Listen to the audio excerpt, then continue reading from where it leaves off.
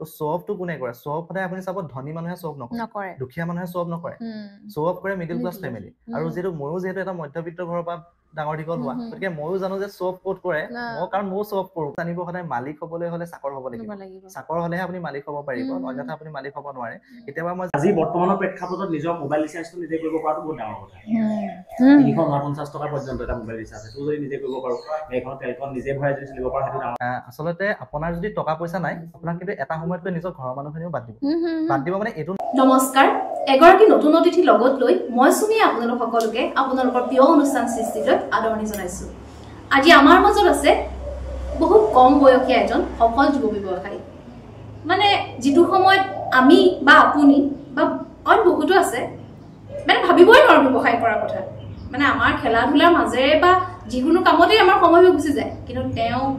আৰু বেছি নকওঁ, তেওঁ মুখেৰে শুনো যে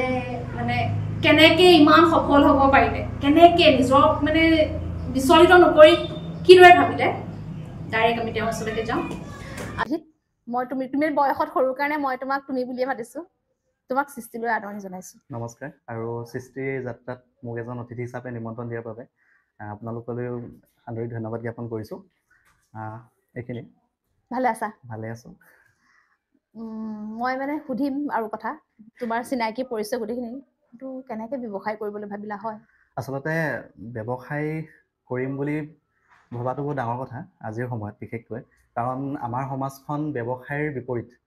আজি কিবা এটা কৰিম বুলি ভাবিলেও সকলোৱে এটাই ধাৰণা লয় যে চৰকাৰী চাকৰি এটা হ'ব লাগে, তেতিয়াহে এজন প্ৰতিষ্ঠিত বুলি কোৱা হয়। কিন্তু তাৰ মাজতে নিজকে ব্যৱসায় হিচাপে প্ৰতিষ্ঠিত কৰিবলৈ প্ৰথম কথা হ'ল মনত সাহস লাগিব, উদ্যম লাগিব, তেতিয়াহে জীৱনত আগবাঢ়ি যাব পাৰি। আচলতে সাহস আৰু মনত উদ্যম লৈহে আগবাঢ়ি আহিছোঁ। আৰু এতিয়া তোমাৰ পৰিচয়টো একদম ধুনীয়াকৈ দিয়া, মানে তোমাক এতিয়া পৰিচয় কৰি দিয়া মোৰ ইমান অধিকাৰ নাই, কাৰণ আমি এতিয়া যিটো বয়সত আছো, তুমি যোনটো বয়সত আছা, নিজক বৰ ধুনীয়াকৈ এটা পৰিচয় গঢ়ি তুলিছা। তথাপি তোমাৰ পৰিচয়টো? আচলতে পৰিচয় বুলিবলৈ নামৰ আগত কোনো বিশেষ বিশেষণ লগাবলগীয়া নাই বুলি ভাবোঁ। একেবাৰে সৰু ল'ৰা, এখন সাধাৰণ ঘৰৰ পৰা ডাঙৰ দীঘল হৈছোঁ। আৰু নিজৰ পৰিচয় বুলিবলৈ বৰ্তমান Eureka institute of computer and fine আৰ্টছৰ শাখা পৰিচালকৰ দায়িত্বত আছোঁ। আৰু নমস্কাৰ, মোৰ নাম শ্ৰী ৰোহিত চেত্ৰী। আৰু পৰিচয় সিমানখিনি। ঘৰ আমগুৰি। শিক্ষা? বৰ্তমান স্নাতকোত্তৰ ডিগ্ৰী লাভ কৰিছোঁ। তাৰপিছতে ব্যৱসায়ত নামিলা নি? আচলতে স্নাতক কৰিয়ে ব্যৱসায়ত নামিছিলোঁ। আৰু স্নাতকোত্তৰ ডিগ্ৰীৰ বাবে আচলতে টকা পইচাৰ ক'ৰবাত অভাৱ আছিলে, আৰু নিজৰ ব্যৱসায়ৰ জৰিয়তে আচলতে যিখিনি উপাৰ্জন কৰিছিলোঁ, সেই উপাৰ্জনৰ পৰা কিছু পৰিমাণে নিজৰ পঢ়া শুনাত খৰচ কৰিছিলোঁ। আৰু ইগন'ৰ আণ্ডাৰত স্নাতকোত্তৰ ডিগ্ৰী লাভ কৰিলোঁ। কেনেকৈ ভাবিলানো যে ব্যৱসায় এটা কৰিব লাগে? আচলতে ব্যৱসায় প্ৰথম অৱস্থাত এনেকুৱা হয় যে আমি পঢ়া শুনা আৰম্ভ কৰোঁ, আমি যেতিয়া এখন শিক্ষানুষ্ঠানলৈ যাওঁ, প্ৰথম যেতিয়া আমি LP স্কুললৈ যাওঁ বা অংগনবাদী স্কুললৈ যাওঁ, তেতিয়া আমাৰ চিন্তাধাৰাবোৰ এনেকুৱাই থাকে যে আমি পঢ়িব লাগে, জ্ঞান অৰ্জন কৰিব লাগে। লাহে লাহে যেতিয়া আমি সেই জ্ঞান অৰ্জন কৰি থকাৰ সময়ত আমাক মানুহে কয় যে নহয়, তুমি এদিন ডাঙৰ মানুহ হ'ব লাগিব, ঘৰৰ মানুহে কয়, মা দেউতাই কয়। তেতিয়া আমি ভাবিছিলোঁ যে নহয়, হয়তো তেতিয়া বিভিন্ন ধৰণৰ সপোন আছিলে মনত। যেনেকৈ আমি ধৰক এই মেট্ৰিক পৰীক্ষাত ৰচনা লিখিবলৈ আহে, তেতিয়া আমি লিখোঁ এম ইন লাইফ বুলি ক'লে বিভিন্ন ধৰণৰ আমাৰ সপোন থাকে। ধৰক কেতিয়াবা পুলিচৰ বিষয়ে লিখোঁ, পুলিচ হোৱাৰ সপোন দেখোঁ, কেতিয়াবা আৰ্মি হোৱাৰ সপোন দেখোঁ, কেতিয়াবা ডক্টৰ হোৱাৰ সপোন দেখোঁ, বা কোনোবাই হয়তো শিক্ষক হোৱাৰো সপোন দেখে। কিন্তু সেই সপোনবোৰৰ মাজত হয়তো আমি আগবাঢ়িবলৈ যাওঁতে হয়তো ক'ৰবাত আমাৰ আৰ্থিকভাৱেও ক'ৰবাত দুৰ্বল হোৱাৰ বাবে ৰৈ যাবলগীয়া হয়, থমকি ৰ'বলগীয়া হয়। আৰু জীৱনত আগবাঢ়িব হ'লে এনেকৈ আমি আচলতে ভাবিবলৈ বাধ্য, কাৰণ আমাৰ সমাজখনে আমাক বাধ্য কৰোৱাইছে আমি যে চৰকাৰী চাকৰি কৰিবই লাগিব, তেনেকুৱা এটা পৰিস্থিতি আমাক সোমোৱাই দিছে। শুনা যায় ন, ভালকে পঢ়, চাকৰি পাব লাগিব, তেনেকুৱা হয়। কিন্তু মোৰো এটা তেনেকুৱাই সপোন আছিলে যে মই এটা পঢ়োঁ, ডিগ্ৰী পাছ কৰোঁ বা মাষ্টাৰ্ছ কৰোঁ, তাৰপিছতে মই এটা চৰকাৰী চাকৰি লৈ আচলতে ঢাপলি মেলিবলৈ হেৰি হৈছিলোঁ। তেনেকৈ ধৰক বিভিন্ন ধৰণৰ কম্পিটিটিভ এক্সামতো বহিছিলোঁ ডিগ্ৰী পঢ়ি থকাৰ সময়তে, কিন্তু হয়তো সফল নহ'লোঁ। তাৰ পাছতেই আচলতে চৰকাৰী চাকৰি নকৰোঁ বুলি এটা সিদ্ধান্ত ল'লোঁ। সিদ্ধান্ত 2022 চনত লৈছিলোঁ। মোৰ এজন শিক্ষাগুৰু আছিলে, শিক্ষাগুৰু, তেওঁৰ নাম হৈছে অভিজিত চেতিয়া ছাৰ। তেওঁৰ নাম নল'লে হয়তো মই ক'ৰবাত আধৰুৱা হৈ ৰ'ম। মোৰ সফল বুলি নিজকে কেতিয়াও পোৱা নাই, কিন্তু আগবাঢ়ি যোৱাত যদি মই ক'ৰবাত সহায় হৈছে, সেয়া কেৱল মাত্ৰ অভিজিত চেতিয়া ছাৰৰ দ্বাৰা হৈছে। তেওঁ আমগুৰি মহাবিদ্যালয়ৰ সমাজতত্ব বিভাগৰ এজন শিক্ষক আছিলে, মই পলিটিকেল চায়েন্সৰ এজন ছাত্ৰ আছিলোঁ, সম্পূৰ্ণ বিপৰীত বিভাগ। কিন্তু তাৰ মাজতো মহাবিদ্যালয়খনৰ সাধাৰণ সম্পাদকৰ দায়িত্বত আছিলোঁ, আৰু তাৰ আগতে মহাবিদ্যালয়খনত তৰ্ক বিভাগৰ সম্পাদকৰ হিচাপত দায়িত্বত আছিলোঁ। যিহেতু মহাবিদ্যালয়খনৰ ছাত্ৰ সমাজৰ লগত জড়িত আছিলোঁ, আৰু মহাবিদ্যালয়খন প্ৰতিটো দিশৰ লগত জড়িত, আভ্যন্তৰীণ দিশৰ লগত জড়িত হৈছিলোঁ, প্ৰতিটো বিভাগৰ লগত জড়িত হৈছিলোঁ। প্ৰতিজন শিক্ষকে চিনি পোৱা হৈছিলে যে ৰোহিত নামৰ ল'ৰা এজন আছে মহাবিদ্যালয়খনত, কাৰণ খুব শিক্ষকসকলে খুব কম ল'ৰাকহে চিনি পায়, তেনেকুৱা এটা কথা আছিলে।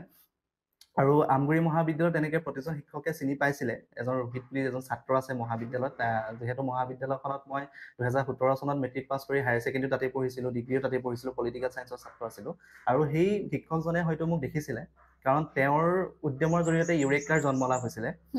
তেওঁ 2020 চনত ইউৰেকাক আমগুৰিতে প্ৰতিষ্ঠিত কৰিছিলে। তেতিয়াৰ পৰাই আমি যিহেতু এজন ছাত্ৰ হিচাপেও তেওঁৰ লগত আছিলোঁ, অৰ্থাৎ ধৰক কিছুমান সৰু সুৰা কাম থাকে ইনষ্টিটিউটত, তেনেকৈ কলেজত যোৱাৰ লগে লগে পাৰ্ট টাইম হিচাপে তেওঁলোকৰ ছাৰৰ লগত জড়িত হৈছিলোঁ, সৰু সুৰা কিছুমান কাম কৰিছিলোঁ। ছাৰে সেইখিনি সুবিধা আমাক কৰি দিছিলে, কাৰণ আমি বহী এখন কিনিবলৈ আমাৰ ওচৰত, যদি মই ডিগ্ৰী পঢ়ি থাকোঁতে এনেকুৱা এটা পৰ্যায় হৈছিলে, যিহেতু ডাঙৰ হৈ গৈ আছিলোঁ, মা দেউতাই নিদিয়া নহয়, দিছিলে, প্ৰতিটো বস্তুৱে দিছিলে, পইচা এতিয়াও দিব চাগে নিশ্চয় বিচাৰিলে। কিন্তু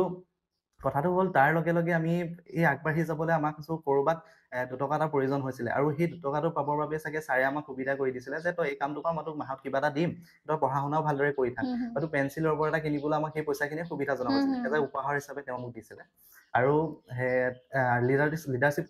কোৱালিটি এটা আছিলে, সেইটো নিজে প্ৰশংসা কৰোঁ নিজক লৈ, যদিও নাপায় নিজক প্ৰশংসা কৰিব, তথাপিও সেইখিনি আচলতে গুণ আছে বুলি নিজক অগ্ৰাধিকাৰ দিওঁ। যিহেতু লিডাৰশ্বিপ কোৱালিটি আছিলে, মই ভাবিছিলোঁ যে ময়ো ব্যৱসায় কৰিব পাৰিম, কাৰণ ব্যৱসায় এটা কৰিবলৈ প্ৰথম কথা হ'ল, যিহেতু কৈছে প্ৰথম আৰম্ভণিতে যে সাহস লাগিব, উদ্যম লাগিব, কিন্তু তাৰ লগে লগে আত্মবিশ্বাস আৰু আচলতে লিডাৰশ্বিপ কোৱালিটি এটা লাগিব, তেতিয়াহে আচলতে আমি আগবাঢ়ি যাব পাৰোঁ ব্যৱসায়, কাৰণ মানুহৰ লগত, সমাজৰ লগত আগবাঢ়ি যাবলৈ আমাক কথা ক'ব পৰা এটা সুবিধা লাগিব। আৰু অভিজিত চেতিয়া ছাৰে মোক তেওঁৰ পৰিচালনাত যি Eureka institute of computer and finance জন্ম হৈছিলে, তেওঁ মোক কৈছিলে যে নহয়, তই যদি কৰিম বুলি ভাবিছ, ব্যৱসায় কৰিম বুলি ভাবিছ, তেতিয়াহ'লে মোৰ লগতে জড়িত হ, মোৰ এটা ফ্ৰেঞ্চাইজি আছে, ফ্ৰেঞ্চাইজি লৈ ল, এনেকৈ বুলি মোক উপদেশ দিছিলে, আৰ্হি দেখুৱাইছিলে তেওঁ। আৰু সেই অনুযায়ী মই ছাৰক অনুকৰণ কৰি নিজৰ ব্যৱসায় আৰম্ভ কৰিছিলোঁ, আৰু আজি কেইবাখনো ব্ৰাঞ্চৰ এজন শাখা পৰিচালক হিচাপে দায়িত্বত আছোঁ। প্ৰথমতে নিজে কম্পিউটাৰ ট্ৰেইনিং লৈছিলা নেকি? কম্পিউটাৰ ট্ৰেইনিং আছে, PGDC কৰিছিলোঁ মই। প্ৰথম ক'ত আৰম্ভ কৰিছিলা? আৰম্ভ মোৰ ভগামুখতে। এইটো আমি য'ত আছোঁ তাতে নেকি? ইয়াতে প্ৰথম কৰিছিলা। আচ্ছা, সোমাইহে দেখিছিলোঁ তোমাৰ খুব মানে সৰু সৰু ষ্টাফ, কেনেকৈ ভাবিলা সেইটো? মানে সৰু মানে কি হয়, যিমান কম্পিউটাৰ ইনষ্টিটিউট খুব মানে স্কিল থকা বা বৰ বহুত বেছি এক্সপিৰিয়েঞ্চ থকা টিচাৰ দেখোঁ, কিন্তু তোমাৰ ইয়াত খুব মানে সৰু সৰু। আচলতে কম্পিউটাৰ শিক্ষাটো অলপ বিপৰীত হয়। আচলতে আমি যি গতানুগতিক শিক্ষা লৈ আছোঁ, আজি LP স্কুলৰ পৰা কোনোবাই হয়তো ডিগ্ৰী পাছ কৰিছে, কোনোবাই হয়তো আজি স্নাতকোত্তৰ ডিগ্ৰী লাভ কৰিছে, তাৰপিছত কোনোবাই হয়তো PhD কৰিছে, কোনোবাই হয়তো বিভিন্ন লাইনত গৈছে। কিন্তু কম্পিউটাৰ শিক্ষাটো তাৰ সম্পূৰ্ণ বিপৰীত, আমি যিটো কাৰিকৰী শিক্ষা বুলিও কওঁ। আচলতে এই কাৰিকৰী শিক্ষা ল'বলৈ এক্সপিৰিয়েঞ্চ থকা শিক্ষকটো লাগিবই প্ৰথম কথা, যিকোনো শিক্ষাৰ ক্ষেত্ৰতে হওক এক্সপিৰিয়েঞ্চ লাগিবই প্ৰথম কথা। কিন্তু মোৰ চিন্তাধাৰাবোৰ এনেকুৱা, যিহেতু মোৰ বয়স বৰ্তমান 24 বছৰ হৈছে, আৰু মই 21-22 বছৰ বয়সৰ পৰা মই ব্যৱসায়ত নামি দিছিলোঁ, আৰু আমাৰ সেই 21-22 বছৰ বয়সত আমাৰ চিন্তাধাৰাবোৰ অলপ বেলেগ ধৰণৰ, কিছুমান আচলতে নতুন কৰাৰ এটা সপোন থাকে, নহয় জানো? তো মই য'ত কম্পিউটাৰ শিকিছিলোঁ, তাত এনেকুৱা এটা পৰ্যায় আছিলে, আচলতে বিভিন্ন অনুষ্ঠানত দেখা যায়, মই কাকো আঙুলিয়াবলৈ যোৱা নাই বা কাকো আচলতে দোষাৰোপ কৰিব যোৱা নাই, তথাপিও কৈছোঁ কথাখিনি। এনেকুৱা হয়, আমি যেতিয়া কম্পিউটাৰ শিক্ষা ল'বলৈ যাওঁ, আমাক দিনটোত 1 ঘণ্টা সময় দিয়ে, দিনটো 1 ঘণ্টা সময় দিয়ে, সেই 1 ঘণ্টা সময়ত এনেকুৱা হয়, আগতীয়াকৈ বহুত ল'ৰা ছোৱালী বহি থাকে, অনুষ্ঠানটোত আমাৰ মেনেজমেণ্ট ঠিক নহয় কেতিয়াবা, বা আমাক যিটো কম্পিউটাৰ শিক্ষা প্ৰদান কৰে, শিক্ষা প্ৰদান কৰোঁতে আমাক কিছুমান কথা হয়তো শিক্ষকগৰাকীয়ে নিশিকাব পাৰে, তেওঁ PGDC ডিগ্ৰীধাৰী হ'ব পাৰে, কিন্তু এক্সপিৰিয়েঞ্চ থকাটো বহুত জৰুৰী। আচলতে মই যেতিয়া য'ত শিকিছিলোঁ, মই নাম নকওঁ অনুষ্ঠানটোৰ, মই য'ত শিকিছিলোঁ, মোক এনেকৈ শিকোৱা হৈছিলে, এটা সৰু কম্পিউটাৰ এটা শ্বৰ্টকাট থাকে, Ctrl+Z Ctrl+Y, তেনেকুৱা কিছুমান। Ctrl+Zটোক আমি আনডু বুলি কওঁ, Ctrl+Yটো ৰিডু বুলি কওঁ। এতিয়া কথাটো হ'ল, এই Ctrl+Z Ctrl+Y এই বস্তুবিলাকক মোক যেতিয়া শিকাইছিলে, এনেকৈ শিকাইছিলে, আমাক বেচিক্সৰ পৰা শিকায়তো, পেইণ্টত আমি ছবি আঁকিবলৈ দিয়ে, তাতে আমাৰ ছবিখন যদি আঁকোতে কিবা এটা ভুল হয়, আমি সেইখিনি শ্বৰ্টকাট মাৰি আঁতৰাব পাৰোঁ, যিটো Ctrl+Z মাৰিলে আঁতৰি যায়। সেই Ctrl+Z মাৰিলে যে আঁতৰি যায়, সেই আঁতৰি যাওঁতে সেই বস্তুটো কি বুলি কয়? আনডু বুলি কয়। এই বস্তুটো আমাক নিশিকায়, আমাক এনেকৈ শিকায়, ইয়াতে তুমি এইটো তোমাৰ ভুল হৈছে, আঁতৰাব লাগে, তুমি Ctrl+Z মাৰি দিয়া, বা তোমাৰ ওপৰতে এনেকৈ কাৰ চিহ্ন থাকে, এটা চিম্বল থাকে, কিবৰ্ডত প্ৰেছ নকৰিলেও মনিটৰত থাকে, মাউচে ক্লিক কৰিব লাগে, ইয়াতে ক্লিক কৰি দিয়া, এই ক্লিক কৰি দিয়া কামটো কি নকয় নকয় ক্লিক যে কৰি দিয়া ক্লিকটোৰ অৰ্থ কি ইয়াকটো আনডু বুলি কয় ইয়াকটো ৰিডু বুলি কয় কিছুমান সৰু সৰু বস্তু তেনেকৈ মই ইয়াত উদাহৰণ দিছো সকলো অনুষ্ঠান নহয় তাৰে মাজত কিছুমান থাকে তেনেকুৱা বিশেষ আচলতে অনুষ্ঠানটোৰ গাত দুখ নাথাকে তাত শিকাই থকা মানুহখিনিৰ গাত দুখ থাকে আৰু যিহেতু সৰু ল'ৰা আছিলো ব্যৱসায়টো আৰম্ভ কৰোঁতে সেইখিনি অনুভৱ মই নিজে শিকি থাকোঁতে পাইছিলো তো মই ভাবিলো যে নহয় এনেকৈ শিকালে নহ'ব আমি কম্পিউটাৰটো শিকালে আমি কম্পিউটাৰটো মাইক্ৰ'ছফ্ট ৱৰ্ডটো আমি শিকি আছো এই মাইক্ৰ'ছফ্ট ৱৰ্ডটো কিয় প্ৰয়োজন হয় ভৱিষ্যতে তেওঁক ছাত্ৰজনক ক'ত প্ৰয়োজন হ'ব এই বস্তুখিনি মই বুজি পাইছিলো আৰু সেই বস্তুখিনি দেখুৱাবলৈ বহুলভাৱে দেখুৱাবলৈ কম্পিউটাৰ শিক্ষাত চেষ্টা কৰিছো কাৰণ এঘণ্টাৰ সময়ত এজন ছাত্ৰক আজিৰ দিনত এনেকুৱা হৈছে আজিকালি ছাত্ৰই মানে খুব কম সময়তে কম্পিউটাৰ শিক্ষাটো শেষ কৰিব খোজে এবছৰীয়া শিক্ষাটো 6 মাহতে ডিপ্ল'মা লাগে কিন্তু সেই সময়খিনিত আচলতে মই এঘণ্টা সময়কো যাতে লছ নহয় ছাত্ৰজনক লাগিলে 1.5 ঘণ্টা সময় মই দিম কিন্তু যিটো শিকাওঁ ভালদৰে শিকাবলৈ চেষ্টা কৰিছিলো আৰু সেইখিনি কথাই আপুনি যিহেতু দেখিছে সোমাই আহোঁতে যে মোৰ ষ্টাফখিনি খুব কম বয়সীয়া তেওঁলোক আচলতে বহুত এক্সপিৰিয়েঞ্চ হৈছে কাৰণ এইকাৰণে হৈছে বুলি কওঁ কাৰণ তেওঁলোকে শিকিয়েই অনুষ্ঠানটোৰ লগত জড়িত হৈছে শিকাবলৈ আচলতে আপুনি এটা কথা মন কৰিব আমি যেতিয়ালৈকে শিকি থাকো এটা বস্তুৰ বিষয়ে আমি শিকি থাকোঁতে যিমান কথা জ্ঞান অৰ্জন কৰিবলৈ সক্ষম হওঁ তাতকৈ বেছি আমি শিকাই থাকোঁতে কিন্তু অৰ্জন কৰিবলৈ সক্ষম আৰু এতিয়া তেওঁলোকে শিকাইছে শিকাই আজি এবছৰ 2 বছৰ হৈছে তেওঁলোকে খুব ধুনীয়াকৈ অৰ্জন কৰিছে কথাখিনি তেনেকুৱা প্ৰথম কিমান পইচা আৰম্ভ কৰিছিলা আচলতে ব্যৱসায় এটা আৰম্ভ কৰিবলৈ আচলতে শূন্যৰ পৰা কেতিয়াও আৰম্ভ কৰিব নোৱাৰি ব্যৱসায় বুলি ক'লে আচলতে টকা লাগিব প্ৰথম কথা তো টকা হিচাপত ঘৰৰ যদি পৰিৱেশটো চাবলৈ যাওঁ মোৰ ঘৰত কোনো ব্যৱসায়িক হিচাপে কোনো নাই মই প্ৰথম যিয়ে ব্যৱসায়ৰ দিশটোত নামি পৰিছোঁ বাকী দেউতা দিন হাজিৰা কৰা এজন ব্যক্তি মা হাউচ ৱাইফ আৰু ঘৰত তেনেকৈ পৰিয়ালত যদিও চৰকাৰী চাকৰিয়াল আছে আপুনি জানে চৰকাৰী চাকৰিয়াল থাকিলেও ঘৰৰ মানুহে হয়তো ক'ৰবাত সহায় নকৰিবও পাৰে আজিৰ দিনত তেনেকুৱা এটা হৈ গৈছে নিজৰ মানুহক সহায় নহয় আনেনো ক'ত সহায় কৰিব গোটেই সম্পৰ্কখিনি টকাই তেনেকুৱা হৈছে কিন্তু আচলতে ব্যৱসায় এটা আৰম্ভ কৰিব যাওঁতে এই যিটো কম্পিউটাৰ ইনষ্টিটিউট আৰম্ভ কৰিব গৈছিলোঁ আৰম্ভ কৰিব যদি মই ফেক্ট কথাবোৰ কওঁ আজি যিহেতু এটা অভিজ্ঞতা হৈছে আপুনি আপোনাৰ মনটোৰ ওপৰত কথা আপুনি কিমান আটক ধুনীয়াকৈ ছাত্ৰ ছাত্ৰীক দিব খুজিছে যদি আটক ধুনীয়াকৈ পেলাই ল'ৰা ছোৱালীয়ে পৰিৱেশ এটা পাব লাগিব সোমাই আহোঁতে দেখিব লাগিব যে এয়া এটা শিক্ষা অনুষ্ঠান তেতিয়া হয়তো আপুনি খুব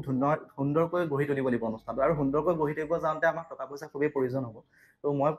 আনুমানিক আপোনাৰ 1.5 লাখ টকা এটা প্ৰয়োজন হৈছে বুলি ক'ব পাৰোঁ কিন্তু পিছলৈ লাহে লাহে সেইখিনি এক্সপেঞ্চিভ হয় লাগে প্ৰয়োজন হয় তেনেকুৱা সেইটো পইচা ঘৰৰ পৰা লৈছিলা মোৰ আচলতে সৌভাগ্য সেই সময়ত যিহেতু মই ব্যৱসায়টো আৰম্ভ কৰিব লওঁতেই মোৰ দেউতাইতো কৈছোঁ মই দিন হাজিৰা কৰে দেউতাই ইমান টকা দিব নোৱাৰে পটককৈ যিহেতু মাৰ এটা বন্ধন লোন আছিলে বন্ধন লোন তেওঁ চলাই আছিলে 50,000 টকা এটা তেওঁ লৈ থৈছিলে 50,000 টকা মাৰি শেষ হৈছে তেনেকুৱাতে ময়ো ব্যৱসায়টো কৰিম বুলি ভাবিছোঁ তেনেকুৱাতে আকৌ বন্ধনৰ পৰা লোন এটা ল'লোঁ 1 লাখ টকা তাৰপিছতে সেই 1 লাখ টকা ল'লোঁ বন্ধু এজনৰ পৰা 10,000 টকা এটা লৈছোঁ সেই বন্ধু নাম ল'বই লাগিব সৌৰভ ৰয় তেওঁ 10,000 টকা এটা মোক সহায় কৰিছিলে তাৰপিছতে ঠিক তেনেকৈ যিজন পৰিচালকৰ নাম কৈছিলোঁ অভিজিত চেতিয়া ছাৰ তেওঁ মোক 40,000 টকা এটা দিছিলে সেই তেনেকৈ 1.5 লাখ টকা এটা গোটাইছিলোঁ আৰু লগতে আপোনাক এটা কথা কওঁ মানে যে এটা ব্যৱসায় যেতিয়া আৰম্ভ কৰিব যাওঁ ব্যৱসায়টোৰ আন্তঃগাঁথনি যেতিয়ালৈকে হৈ নুঠে মানে এই ৰুমটো যেতিয়ালৈকে মোৰ হৈ উঠা নাছিলে সেই সময়ৰ পৰাই মই ইয়াত এডমিশ্যন ষ্টাৰ্ট কৰি দিছিলোঁ মানে এখন বেনাৰ লগোৱা নাছিলে যে ইয়াতেই ইউৰেকা ইনষ্টিটিউট হ'ব এতিয়া কথাটো হ'ল মই মানুহক আচলতে বিশ্বাস দিয়াব পাৰিছিলোঁ বুলি অনুভৱ কৰোঁ সেই ছাত্ৰ ছাত্ৰীৰ যি প্ৰথম অৱস্থাতে মোৰ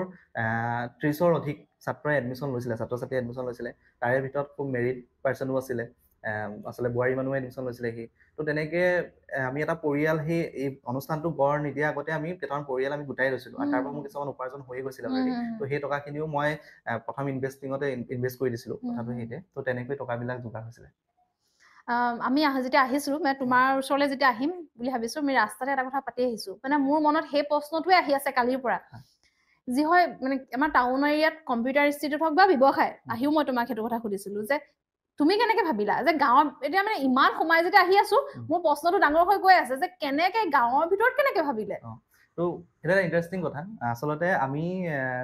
ব্যৱসায় বুলি ক'লে সাধাৰণতে ব্যৱসায় বা যিকোনো কাম আমি আজি গাঁৱৰ ল'ৰা এটাই পঢ়া শুনা কৰি কলেজ যাবলৈ চেষ্টা কৰে গুৱাহাটীলৈ যাম মহানগৰত টাউনত যাম টাউনত গ'লে আমি বিভিন্ন ধৰণৰ কোম্পানী পাম কোম্পানীত চাকৰি কৰিম কোম্পানীৰ লগত জড়িত হ'ম তেনেকুৱা ধৰণৰ চিন্তাধাৰা থাকে আৰু ব্যৱসায়টো ঠিক তেনেকুৱাই ব্যৱসায়টো মানুহে প্ৰথম চিন্তাটো টাউন কেন্দ্ৰিক হয় কাৰণ যিহেতু টাউন কেন্দ্ৰিক এইকাৰণে হয় কাৰণ টাউনৰ ব্যৱসায় প্ৰতিষ্ঠানবিলাক অলপ খুব সুন্দৰভাৱে চলে বুলি মানুহে ভাবে কাৰণ ৰুম পাতিৰ কথা ৰুমো পাই যায় ব্যৱসায় টাউনৰ জেগা কিন্তু মই ভাবিলোঁ যে নহয় মই গাঁৱত চিন্তাধাৰা কৰিব লাগিব কাৰণ আমি গাঁৱৰ পৰিৱেশটো আমি গঢ়ি তুলিব লাগিব আমি এজন অসমীয়া হিচাপে গাঁৱত জন্ম হওঁ সকলোৱে গাঁৱৰ পৰিৱেশটোৰ বিষয়ে জানো ভালদৰে আৰু সেই আচলতে সেই চিন্তাধাৰা মই প্ৰথমে eureka institute of computer and ফাইনেন্সৰ হাঁহচৰা ব্ৰাঞ্চত দায়িত্বত আছিলোঁ আৰু সেই সময়ত কথাখিনি মই শিকিছিলোঁ যে এখন ইনষ্টিটিউট কেনেকৈ পৰিচালনা কৰা কৰিছিলোঁ কেনেকৈ তাৰ আগতে আমগুৰিটো কৰিছিলোঁ কথাটো একেটাই তাৰপিছত লাহে লাহে হাঁহচৰালৈ আহিলোঁ ডিগ্ৰী পাছ কৰি হাঁহচৰাত সোমালোঁ আৰু হাঁহচৰা মোৰ এনেকুৱা এটা ব্ৰাঞ্চ আছিলে যিটো ব্ৰাঞ্চত মই ইনভেষ্ট কৰা নাছিলোঁ যদিও মানে আপোনাৰ শূন্যৰ পৰা ষ্টাৰ্ট কৰিছিলোঁ তাত মোৰ ল'ৰা ছোৱালী অনাৰ পৰা বা ল'ৰা ছোৱালী কেনেকৈ বুজাব লাগিব ষ্টাফ কেনেকৈ মেনেজমেণ্ট কৰে বা ল'ৰা ছোৱালী এতিয়া শিক্ষা অনুষ্ঠান যিহেতু কম্পিউটাৰ অনুষ্ঠান বুলি গম পাইছে তাত এটা পইচা আমি কেনেকৈ ছাত্ৰৰ পৰাই ল'ব লাগিব কাৰণ মই নিজে এটা অৱস্থা ছাত্ৰ আছিলোঁ তো যেতিয়া অভাৱ পাইছিলোঁ কাৰণ মোৰো কাৰোবাক টিউশ্যন ফিজটো দিবলৈ হয়তো ক'ৰবাত দিগদাৰ হৈছিলে সেই অৱস্থাত এজন ছাত্ৰৰ লগত মই কেনেকৈ ট্ৰিট কৰিব লাগিব এই কথাখিনি মই হাঁহচৰা ব্ৰাঞ্চৰ পৰা শিকিছিলোঁ আৰু লাহে লাহে নিজৰ ব্যৱসায় আৰম্ভ কৰিছিলোঁ আৰু এই আৰম্ভ কৰোঁতে আচলতে মই চিন্তাধাৰা কৰিছিলোঁ তেতিয়া মোৰ প্ৰথম অৱস্থা মোৰ চিন্তাধাৰা আছিলে যে মই টাউনতে কৰোঁ কিন্তু টাউনত কৰিবলৈ যাওঁতে মই ভাবিলোঁ মই বিভিন্ন জেগা চাৰ্চ কৰিছিলোঁ নামটি চাৰ্চ কৰিছিলোঁ তেনেকৈ টিয়ক চাৰ্চ কৰিছিলোঁ বাট মই ভাবিলোঁ যে নহয় এটা ঠাই আছে ভগামুখ যিটো মোৰ বাবে আচলতে একেবাৰে অচিনাকি জেগা কাৰণ মই এনেকুৱা এটা ল'ৰা যিয়ে নেকি 2017 চনত মই মেট্ৰিক দিছোঁ 2017 চনৰ আগলৈকে মই ঘৰৰ পৰা ওলাই নাযাওঁ তেনেকুৱা এজন ল'ৰা আৰু হায়াৰ ছেকেণ্ডেৰী দি মই যেতিয়া ডিগ্ৰীত সোমাইছিলোঁ যেতিয়া মহাবিদ্যালয়ৰ ছাত্ৰ একতাসভাত জড়িত হৈছিলোঁ মহাবিদ্যালয়ৰ ছাত্ৰ একতাসভাত জড়িত হওঁতে কেৱল মাত্ৰ মই আমগুৰি টাউনখনহে ঘূৰিছিলোঁ মানে জন্মস্থানটোহে ঘূৰিছিলোঁ মই কিন্তু লাহে লাহে যেতিয়া মই ডিগ্ৰী পাছ কৰিছিলোঁ ডিগ্ৰী পঢ়ি থাকোঁতে এনেকুৱা হৈছিলে মই ইউথ ফেষ্টিভেল যাওঁ বা বিভিন্ন মহাবিদ্যালয় ঘূৰোঁ বিভিন্ন মহাবিদ্যালয়ৰ ছাত্ৰ একতাসভাৰ কথা পাতোঁ তেনেকৈ কেৱল মহাবিদ্যালয়সমূহতহে সোমাইছিলোঁ সমাজৰ লগত গুৰুত্বপূৰ্ণভাৱে জড়িত হোৱা নাছিলোঁ কিন্তু যেতিয়াই মই কাম কৰিবলৈ আৰম্ভ কৰাৰ লগে লগে মই বিভিন্ন ঠাই ঘূৰিবলৈ আৰম্ভ কৰিলোঁ আৰু ভগামুখ তেনেকুৱা ঠাই যি মোৰ একেবাৰে অচিনাকি জেগা আছিলে অচিনাকি ব্যক্তি সকলো মানুহ তথাপিও আমাৰ অসমীয়া মানুহৰহে এটা নেচাৰ আছে খুব ভাল নেচাৰ এইটো আচলতে আমি এজন অসমীয়া হিচাপে সেইটো গৌৰৱ কৰোঁ আচলতে আমি যেতিয়া কোনোবা ঠাইত আমি যাওঁ এজন অচিনাকি অসমীয়া ব্যক্তিক আমি যেতিয়া লগ কৰোঁ আমি কথা বতৰা পাতোঁ এজ এ হিউমেন মানে তেওঁলোকে আমাক সদায় সহায় কৰে বা সেইটোৱে আচলতে আমি মানুহক কেতিয়াও মানে ঠাট্টা মস্কৰা কৰিব প্ৰথম অৱস্থাত নোৱাৰোঁ লাহে লাহে এইবোৰ হৈ থাকে এইটো বেলেগ কথা কিন্তু প্ৰথম অৱস্থাত সেইটো মৰম আমি দেখুৱাবলৈ চেষ্টা কৰোঁ তেনেকৈ মই যেতিয়া ঘূৰিছিলোঁ ভগামুখলৈ আহিছিলোঁ ভগামুখলৈ আহি যেতিয়া মই ইয়াত মানুহখিনিৰ লগত আলাপ আলোচনা কৰিছিলোঁ যে ইয়াতে এখন শিক্ষানুষ্ঠান আমি খুলিব খুজিছোঁ আৰু মই অকলে আহিছোঁ মোৰ এক্সপিৰিয়েঞ্চ জিৰ' মই অকলে আহিছোঁ ঠাই বিচৰা এক্সপিৰিয়েঞ্চটো জিৰ' ভিতৰৰ আন্তঃগাঁথনি কামখিনি মই কৰিব পৰা হৈছিলোঁ ইতিমধ্যে কিন্তু যেতিয়া মই ইয়াৰ মানুহখিনিৰ লগত কথা পাতিছিলোঁ যে ইয়াতে এখন ব্ৰাঞ্চ খুলিব পাৰি নেকি কম্পিউটাৰ শিক্ষা তেতিয়া প্ৰায়ভাগে এনেকৈ কৈছিলে খোলা ভাল হ'ব এনেকৈ কৈছিলে আৰু আমিও তেনেকৈ নতুন কোনোবা আগবাঢ়ি আহিলে ময়ো তেনেকৈ কওঁ যে আগবঢ়া তেনেকৈ বুলিয়ে কওঁ ঠিক তেনেদৰে মোকো কৈছিলে আৰু সেইখিনিক মই ছেটিছফাইড হোৱা নাছিলোঁ কাৰণ মানুহে কওঁতে বহুত কথা কৈ দিয়ে আৰু তথাপিও সেয়া সাহস আছিলে মোৰ বাবে প্ৰথম অৱস্থাত ভগামুখত নতুন মানুহ আৰু তাৰ লগে লগে সেই মানুহখিনিৰ লগতে আৰু কিছু এচাম মানুহ আছিলে যি মানুহে মোক কৈছিলে যে ইয়াতে আগতে কম্পিউটাৰ ইনষ্টিটিউট আছিলে যিয়ে 2-3 মাহ চলাই বন্ধ কৰি থৈ গুচি গ'ল আৰু তুমি জেগা এডোখৰ চইচ কৰোঁতে তুমি ভুল চইচ কৰিছা তোমাৰ ইয়াত হয়তো অনুষ্ঠানটো নচলিবও পাৰে তুমি টাউনত ভাবা তেনেকৈ কাৰণ ইয়াৰ গাঁৱৰ ল'ৰা ছোৱালীখিনি টাউন কেন্দ্ৰিক হয় টাউনলৈ যায় তেনেকৈ কাৰণ ময়ো যিহেতু জানো ময়ো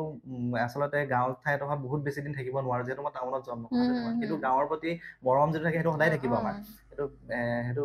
কেতিয়াও আমি নুই কৰিব নোৱাৰোঁ কিন্তু কথাটো হ'ল যদি আমি কিবা এটা ভাল ব্যৱসায়ী হিচাপে যদি আমি কাৰোবাক ভাল কিবা এটা দিবলৈ চেষ্টা কৰোঁ তেতিয়া নিশ্চয় আমি মানুহজনে আমাক ভাল পাব সহায় পাম আৰু সেই সাহস আমি মনত ৰাখিছিলোঁ মনত ৰাখি আমি ইয়াতে আৰম্ভ কৰিবলৈ আগবাঢ়িলোঁ ইয়াতে আৰম্ভ কৰিলোঁ আৰু কথাটো হ'ল ভগামুখ নিচিনা জেগা এডোখৰত আচলতে মই প্ৰথম অৱস্থাত যেতিয়া ইয়াত খুলিছোঁ তেতিয়া মই এজন টিচিং ষ্টাফ বিচাৰি মানে হাবাথুৰি খাইছিলোঁ নাই পোৱা কাৰণ মই আমগুৰিৰ পৰা ইয়াত আহিব লাগিব আমগুৰিৰ পৰা মোৰ ইয়াত 20 কিলোমিটাৰ এটা পথ আৰু বাইক লৈ আহোঁ বৰষুণৰ কথা থাকে সময়ত হয়তো নাপাব পাৰোঁ কাৰণ ষ্টুডেণ্টৰ কথা থাকে ষ্টুডেণ্টটো সময়ত ক্লাছ কৰিবই লাগিব আৰু মই সেইকাৰণে কি কৰিছিলোঁ মই সম্পূৰ্ণভাৱে এডভাৰটাইজমেণ্ট এৰিছিলোঁ বা বিভিন্নজনৰ লগত কথা পাতিছিলোঁ তাৰপিছতে মই আপোনাক আৰু এটা উদাহৰণ দিওঁ আচলতে এজন এগৰাকী যুৱতী পাইছিলোঁ যাক মই নিজেই ফোন কৰিছিলোঁ আচলতে কাম কৰিবলৈ আমি মানুহ মাতিব নালাগে আজি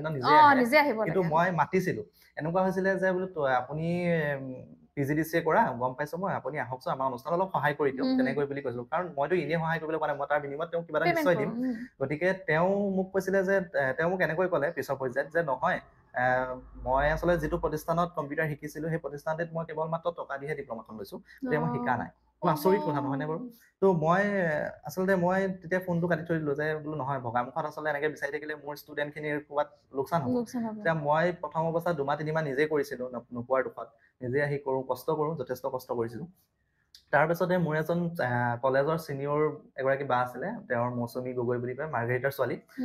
তেওঁক মই যোগাযোগ কৰিছোঁ। তেওঁ যিহেতু শিৱসাগৰত পঢ়ি আছিলে এখন ইনষ্টিটিউটৰ লগত, তাৰপিছতে যোগসূত্ৰ তেওঁৰ নাইকিয়া হৈছিলে অনুষ্ঠানটোৰ প্ৰতি। তাৰপিছত লাহেকৈ মই তেওঁলৈ ফোন কৰিলোঁ যে আমাৰ এখন কম্পিউটাৰ ইনষ্টিটিউট মই আৰম্ভ কৰিছোঁ, গতিকে তুমি মোক সহায় কৰি দিব লাগে। আৰু তেওঁ কথামতেই কাম কৰিলে, আহিলে। তেওঁ ইয়াত মাৰ্ঘেৰিটাৰ ছোৱালী এগৰাকী আহি ভগামুখৰ নিচিনা এটা ভিতৰুৱা জেগাত বিশেষকৈ কাম কৰিলে। খুব 6 মাহ তেওঁ ইয়াত থাকিলে। 6 মাহত বহুত ল'ৰা ছোৱালী আমাৰ উলিয়াই থৈ গুচি গ'ল, ভাল ভাল ল'ৰা ছোৱালী। আৰু সেই ল'ৰা, আৰু এতিয়া এনেকুৱা এটা হ'ল, অনুষ্ঠানটি এবছৰ সম্পূৰ্ণ হৈ গুচি গৈছে ইয়াত ভগামুখত। এনেইতো আমাৰ 2020 চনৰ অনুষ্ঠান, গতিকে ভগামুখতে ব্ৰাঞ্চতে ক্লাছ কৰা যিসকল ছাত্ৰ ছাত্ৰী, তেওঁলোকে আজি ইউৰেকা ইনষ্টিটিউট ভগামুখ ব্ৰাঞ্চত এজ এ ষ্টাফ কাম কৰি আছে। টিচিং লাইনতে হওক বা ফিল্ড এক্সিকিউটিভ হিচাপে হওক বা ৰিলেশ্যনশ্বিপ মেনেজাৰ হিচাপে হওক, তেওঁলোকে গোটেই মেনেজ কৰিছে। আজি মই নাহিলেও চলি যায় অনুষ্ঠান। যিটো এটা সময়ত এনেকুৱা হৈছিলে, মই নাহিলে মোৰ বন্ধ হ'ব, তলা লাগিব অনুষ্ঠানটোত। কিন্তু আজি এনেকুৱা হৈছে যে মই নাহিলেও যেন হৈ যায় কামখিনি, একো কষ্ট নাই। ইমানে ভাল ষ্টাফ পাইছো, মানে বহুত ষ্ট্ৰং এটা গ্ৰুপ পাইছা তুমি। সেইখিনি তেওঁলোকক তুমি শিকাইছিলা নে? ময়ো শিকাইছিলো প্ৰথম অৱস্থাত, আৰু লগতে সেই মৌচুমী বাও শিকাইছিলে। এতিয়া তেওঁলোকেও তাৰ পেমেণ্ট পায়। কিমান ভাল কথা। আচলতে সেইটোৱে, আচলতে আপুনি যিহেতু গম পাইছে যে খুব কম বয়সীয়া, তেওঁলোকে কোনোবাই হয়তো ডিগ্ৰী পাছ কৰিছে, কোনোবাই হয়তো ডিগ্ৰী পঢ়ি আছে। আচলতে যোগ্যতা অনুযায়ী সকলোকে আমি এপইণ্ট কৰিছো। কোনো এনেকুৱা নহয় যে আমি বোলে মন গ'লেই কাৰোবাক যোগ্যতা অনুযায়ী যোনে ডিগ্ৰী পাছ কৰিছে তেওঁক টিচি হিচাপত দিছো, PGDCA কৰি থৈছে অলৰেডি।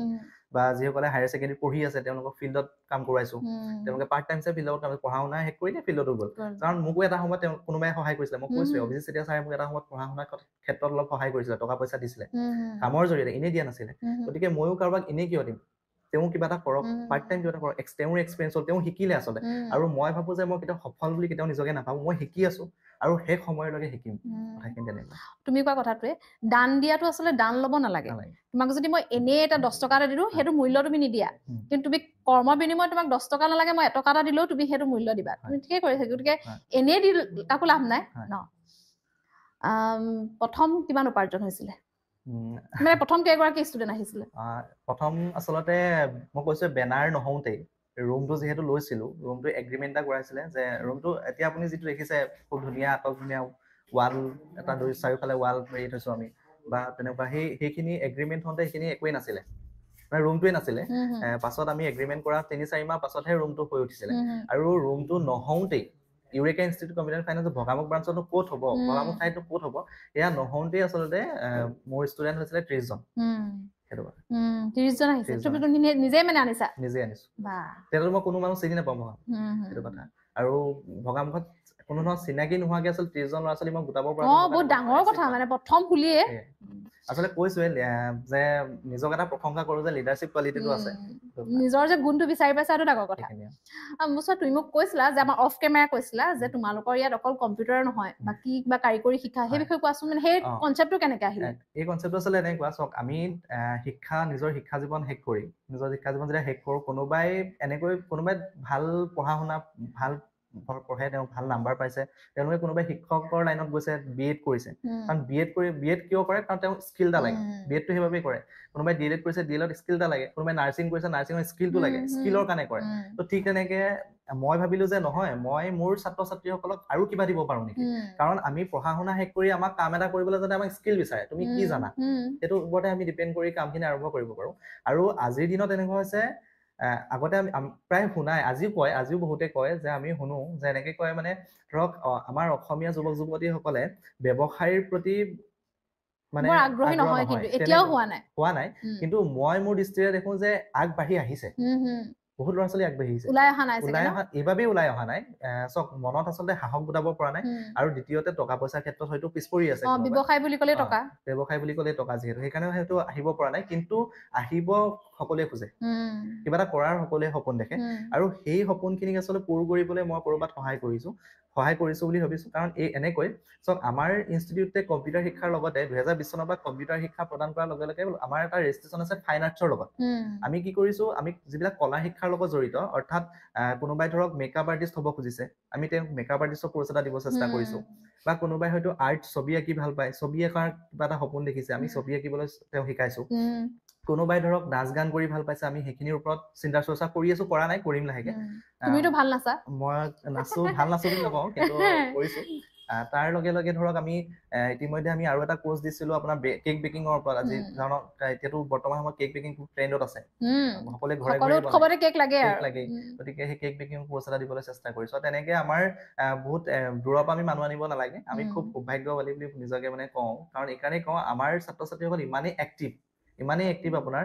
প্ৰতিটো ক্ষেত্ৰত মানে তেওঁলোকে আগবাঢ়ি আহে আজি মেকআপ আৰ্টিষ্ট কোৰ্চ কৰিবলৈ আমাৰে ভগামুখ ব্ৰাঞ্চৰ এগৰাকী ছাত্ৰী প্ৰিয়ংকা ভট্টাচাৰ্য আপোনাক চিনাকি কৰাই দিছোঁ তেওঁ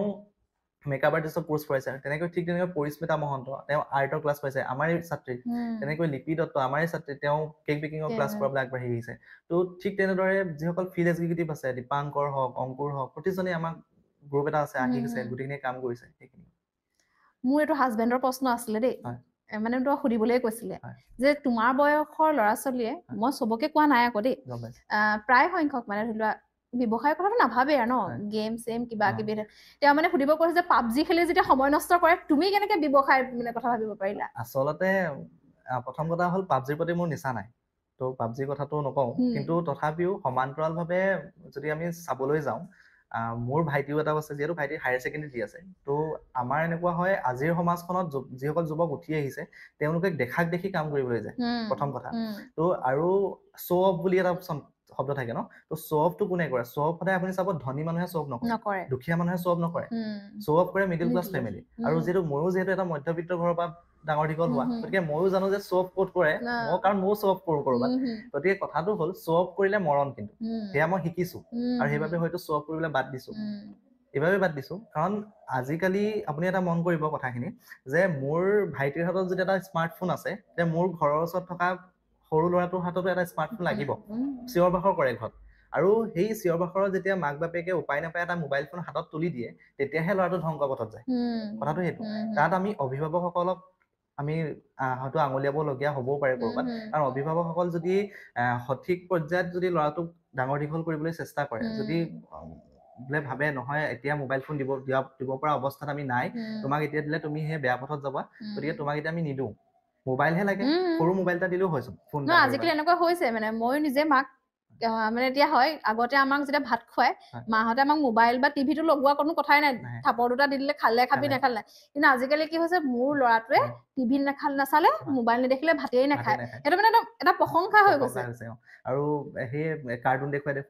ভাত খোৱাৰ এটা অভ্যাস হৈ পৰিছে আচলতে আগতে আমাক এগৰা খাব এগৰা কোনে খাব বুলি তেনেকুৱা নেখালেও পিটন দি হলেও খুৱাব সেইখিনি আজিকালি নাইকিয়া হৈছে গতিকে মই ভাবো পাবজি খেলাটো আচলতে বেয়া কথা নহয় বাৰু গেম সেইটো কাৰোবাৰ মাইণ্ড ফ্ৰেছিঙৰ কাৰণে খেলিবও পাৰে কিন্তু তাত আচলতে ডুবি যোৱাটো নিচা হ'ব নালাগে নিচা হৈ পৰিছে কিন্তু বৰ্তমান সেইটোৱে নিচা হৈ বহুতে পৰিছে কাৰণ নিচা হ'লে আচলতে যিখিনি আমাৰ প্ৰয়োজনীয় কাম সেইখিনি থাকি যায় সময় নষ্ট হয় গতিকে তেনেকুৱা হ'ব নালাগে তাকে তোমাৰ মতে ব্যৱসায় কোনকেইটা দিশৰ ওপৰত গুৰুত্ব ইমান সৰু ল'ৰা এটাই যেতিয়া ইমানখিনি এচিভ কৰিছা কোনকেইটা দিশৰ ওপৰত গুৰুত্ব দিছিলা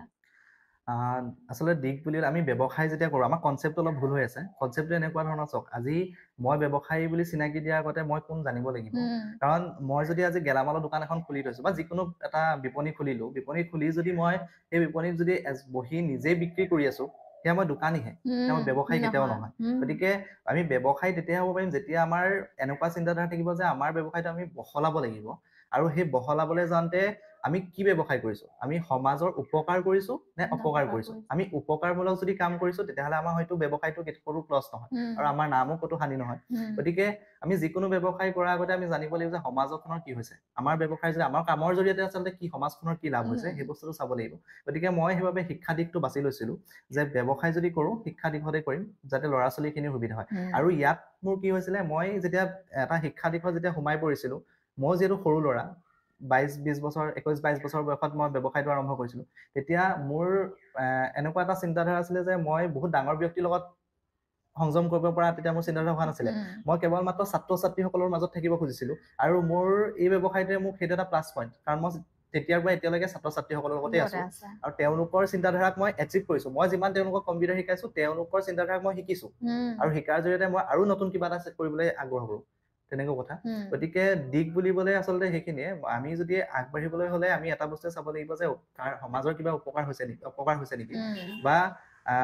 আমি আগবাঢ়িবলৈ যাওঁতে আমাক কি কি কোৱালিটি লাগিব এটা ব্যৱসায় কৰিবলৈ যাওঁতে সেইখিনি আমি চাব লাগিব আৰু ব্যৱসায়টো কেনেধৰণৰ হ'লে ভাল আমি কাষ্টমাৰক কেনেকৈ প্ৰভাইড কৰিব পাৰিছো সেইখিনি বস্তু আমি চাব লাগিব ভালদৰে তেতিয়াহে আগবাঢ়িম ইমান ধুনীয়া কথা ক'বলৈ কেনেকৈ শিকিলা যেটো কৈছোৱে নিজক নিজে প্ৰশংসা কৰিছিলো অলপ আগত যে লিডাৰশ্বিপ কোৱালিটি এটা আছে আচলতে শিকিছিলো ক'বলৈতো কোনেও আচলতে জন্ম হৈ কথা নকয় শিকোৱা হয় মা বুলি কোৱা দেউতা বুলি কোৱা ঠিক তেনেকৈ আচলতে যেতিয়া মই মহাবিদ্যালয় এখনৰ সাধাৰণ সম্পাদকৰ দায়িত্বত আছিলো 2017 চনৰ আগত কিন্তু মই কথা নকৈছিলো কথা ক'বলৈ গ'লে বেক বেঞ্চত যাওঁ বৰ্ডলৈ মাতিলে বেক বেঞ্চত পলাওঁ কিন্তু যেতিয়াই মই হায়াৰ ছেকেণ্ডেৰী পাছ কৰিছিলো মহাবিদ্যালয়ৰ ডিগ্ৰী পৰ্যায়ত যেতিয়া মই সোমাই পৰিছিলো তেতিয়া মোক হায়াৰ ছেকেণ্ডেৰীৰ সময়তে মোক আচলতে কলেজ এখনলৈ যোৱাৰ লগে লগে মোৰ চিন্তা NSS পাইছিলো NSSক তেতিয়া আমাৰ আমগুৰি মহাবিদ্যালয় এনেকুৱা হৈছিলে যে হায়াৰ ছেকেণ্ডেৰীৰ ছাত্ৰ ছাত্ৰীসকলক NSSৰ দায়িত্ব নিদিয়ে কিন্তু মই কি কৰিছিলো মই আকৌ NSSৰ যিজন কোঅৰ্ডিনেটৰ আছিলে তেওঁৰ লগত কাজিয়া লাগিছিল যে মোক কিয় নিদিব মহাবিদ্যালয় সেই সময়ত গোল্ডেন জুবলি সামৰণি অনুষ্ঠান তেতিয়া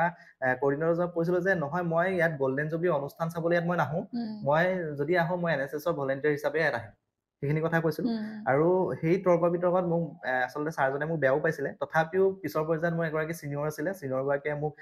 তেওঁৰ নিজৰ ভলেণ্টিয়াৰ পোছাক খুলি আচলতে মোক দিছিলে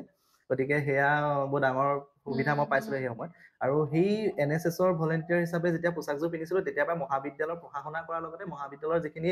আভ্যন্তৰীণ দিশ থাকে ধৰক আজি পৰিৱেশটো চাফ চিকুণ কৰিব লাগে বা ল'ৰা ছোৱালীখিনিৰ কাৰণে কিবা এটা মাত মাতিব লাগে সেই NSSৰ পৰা শিকিছিলো তাৰ পিছৰ পৰ্যায়ত মহাবিদ্যালয়খনৰ সাধাৰণ তৰ্ক বিভাগৰ সম্পাদক হিচাপে নিৰ্বাচিত হৈছিলো আৰু তৰ্কৰ দিশত বিভিন্ন ধৰণৰ কাম কাজ কৰিবলৈ আৰম্ভ কৰিছিলো নিজেও তৰ্ক প্ৰতিযোগিতাত অংশগ্ৰহণ কৰিছিলো তেতিয়া তৰ্ক প্ৰতিযোগিতাৰ মঞ্চৰ পৰা বহুত কথা শিকিছিলো তাৰপিছতে আমগুৰি মহাবিদ্যালয় সাধাৰণ সম্পাদকৰ দায়িত্বত হলো দায়িত্বত থাকোঁতে মহাবিদ্যালয়খনৰ লগতে নিজৰ মহাবিদ্যালয়খনৰ লগতে উজনি অসমৰ শিৱসাগৰ জিলা যোৰহাট জিলা যিমানখিনি মহাবিদ্যালয় আছে এই মহাবিদ্যালয়সমূহ ঘূৰিবলৈ চেষ্টা কৰিছিলো মহাবিদ্যালয়ৰ ছাত্ৰ একতা সভাসমূহৰ লগত চিনাকি হ'বলৈ চেষ্টা কৰিছিলো কাৰণ তেওঁলোকৰ পৰা দুটা কথা শিকিছিলো সেইখিনি কথা আৰু ঠিক তেনেদৰে এটা সময়ত গৈ আমগুৰি আঞ্চলিক ছাত্ৰ সন্থাত সোমাইছিলো আমগুৰি আঞ্চলিক ছাত্ৰ সন্থাত প্ৰথম পৰ্যায়ত আমগুৰি মহাবিদ্যালয়ৰ আছু গোটৰ কাৰ্যনিৰ্বাহক সদস্য হিচাপে আছিলো তাৰপিছত আমগুৰি মহাবিদ্যালয়ৰ আছু গোটৰ সভাপতি হিচাপে দায়িত্ব লাভ কৰিছিলো খুব কম সময়তে এমাহৰ ভিতৰতে আচলতে দায়িত্ব লাভ কৰিছিলো আৰু তাৰ পিছৰ পৰ্যায়ত আপোনাৰ প্ৰায় 6 মাহৰ পিছতে আমগুৰি আঞ্চলিক ছাত্ৰ সন্থাৰ আঞ্চলিক পৰ্যায়ত ৰিপ্ৰেজেণ্ট কৰিছিলো এগৰাকী কাৰ্যনিৰ্বাহক সদস্য হিচাপে আৰু তাৰ 2 মাহৰ পাছতে আমগুৰি আঞ্চলিক ছাত্ৰ সন্থাৰ সাধাৰণ সম্পাদকৰ দায়িত্ব লাভ কৰিছিলো এতিয়া আছুত আছানে এতিয়া বৰ্তমান সামাজিকভাৱে আচলতে আছুত নাই কিন্তু ধৰক সামাজিকভাৱে যিখিনি দায়িত্ব ল'ব লাগে সেইখিনি কৰি আছো ব্যক্তিগত হিচাপে কোনো আনুষ্ঠানিক তেনেকুৱা হেৰি নাই আৰু এটা অনুষ্ঠানৰ লগত জড়িত হৈ আছো সংগঠনৰ লগত সেয়া হৈছে প্ৰজ্ঞা ফাউণ্ডেশ্যন শিৱসাগৰ জিলা সমিতিৰ সহকাৰী সাধাৰণ সম্পাদক হিচাপে আছো প্ৰজ্ঞা ফাউণ্ডেশ্যনৰ মানে উদ্দেশ্য কি প্ৰজ্ঞা ফাউণ্ডেশ্যনৰ মূল উদ্দেশ্যটো হৈছে আচলতে লিডাৰশ্বিপ বনোৱা মানে ইউথক আচলতে লিডাৰশ্বিপ কোৱালিটিটো দিয়া তেনেকুৱা আমাৰ খুব ডাঙৰ এটা অনুষ্ঠান হয় গুৱাহাটীতো অনুষ্ঠান হৈছে খুব ডাঙৰ লিডাৰশ্বিপ কোৱালিটিৰ ওপৰত আচলতে তাত বিভিন্নজন বিজ্ঞ ব্যক্তিক মাতে তাৰপিছতে তাতে আমাৰ যিসকল ধৰক অসমৰ মুখ্যমন্ত্ৰীও আমাক সাক্ষাৎ কৰিছে তেওঁলোকে কয় নিজৰ জীৱনশৈলীৰ বিষয়ে কয় যে আমি কেনেকৈ আগবাঢ়িব লাগে বা ব্যৱসায় দিশতো বিভিন্ন কথা আমি শিকা যায় তো তেনেকুৱা কথা আৰু আচলতে আমি লিডাৰশ্বিপ কোৱালিটি বুলি ক'লে আমি কথাৰে নহয় সাজ পোছাকতো আমি ঠিক হ'ব লাগিব গতিকে সকলো কথা বিজ্ঞাপনে শিকায় আৰু ইয়াত আচলতে গোটেই অসমখনক সাঙুৰি অসমৰ বিভিন্ন প্ৰান্তৰ যুৱ যুৱতীসকলক সাংস্কৃতিক দিশতে হওক বা সামাজিক দিশতে হওক কেনেকৈনো আগবাঢ়িব পাৰি এই কথাসমূহ প্ৰজ্ঞা ফাউণ্ডেশ্যনে আগবঢ়াই দিছে তোমাৰ কথাখিনি শুনি মোৰ এনেকুৱা অনুমান হৈছে মানে তুমি ইমান ধুনীয়া কথা ক'বলৈ আচলতে তুমি প্ৰথমতে মানুহৰ কথাখিনি শুনা ন সকলোৰে পৰা মানে ভালকে শুনি লোৱা ন সেইটো কাৰণে ইমান ধুনীয়াকৈ ক'ব পাৰিছা আচলতে কিবা এটা শিকিবই লাগিব দিয়কচোন নিশিকাকেতো জীৱনত আগবাঢ়িব নোৱাৰো গতিকে সেই আৰু আজি বিভিন্নজনৰ অনুকৰণ কৰি আচলতে আগবাঢ়িবলৈ চেষ্টা কৰিছো কিন্তু নকল কেতিয়াও কৰা নাই যি কৰিছো নিজৰ ফালৰ পৰা কৰিছো শিকিবলৈ চেষ্টা কৰিছো এইটো তোমাৰ প্ৰথম ব্ৰাঞ্চ আছিলে এয়া মোৰ প্ৰথম ব্ৰাঞ্চ আৰু চিন্তামণিগড় আছে তিয়গত প্ৰতিষ্ঠানটি আৰম্ভ কৰিব গৈছে আৰু বিভিন্ন ফ্ৰেঞ্চাইজি আছে আমাৰ ফ্ৰেঞ্চাইজি দিয়া ন সেইটো কেনেকুৱা চিষ্টেমটো ফ্ৰেঞ্চাইজি আচলতে চাওক এতিয়া বিভিন্নজনে এনেকুৱা হয় ডিগ্ৰীটো পাছ কৰিলো ডিগ্ৰীটো পাছ কৰি চাকৰি এটা নোপোৱাৰ দুখত আমি ৰৈ যাওঁ আচ্ছা আমি প্ৰতিটো সময়তে চাকৰিৰ কাৰণে আগবাঢ়ি থাকিলেও নহ'ব আমাৰ মানে সৰুৰ পৰা এটা মগজত এইটোৱে সোমোৱাই দিয়ে যে ভালকে পঢ় চাকৰি এটা কৰিব লাগিব গতিকে চাকৰি দিশত যাব লাগে যদি আপুনি চাকৰিটো পাম বুলি আপুনি নিজে বহি জানে নিজে জানিব লাগিব যে মই চাকৰি এটা সঁচাকে কৰিব পাৰিম কাৰণ মোৰ সেই গুণখিনি আছে আপুনি নিজৰ গুণখিনিক বিচাৰি উলিয়াব লাগিব যদি আপুনি সঁচাকৈ বোলে পঢ়া শুনাত বহুত চোকা হয়তো আপুনি চাকৰিৰ কাৰণে এপ্লাই কৰি থাকক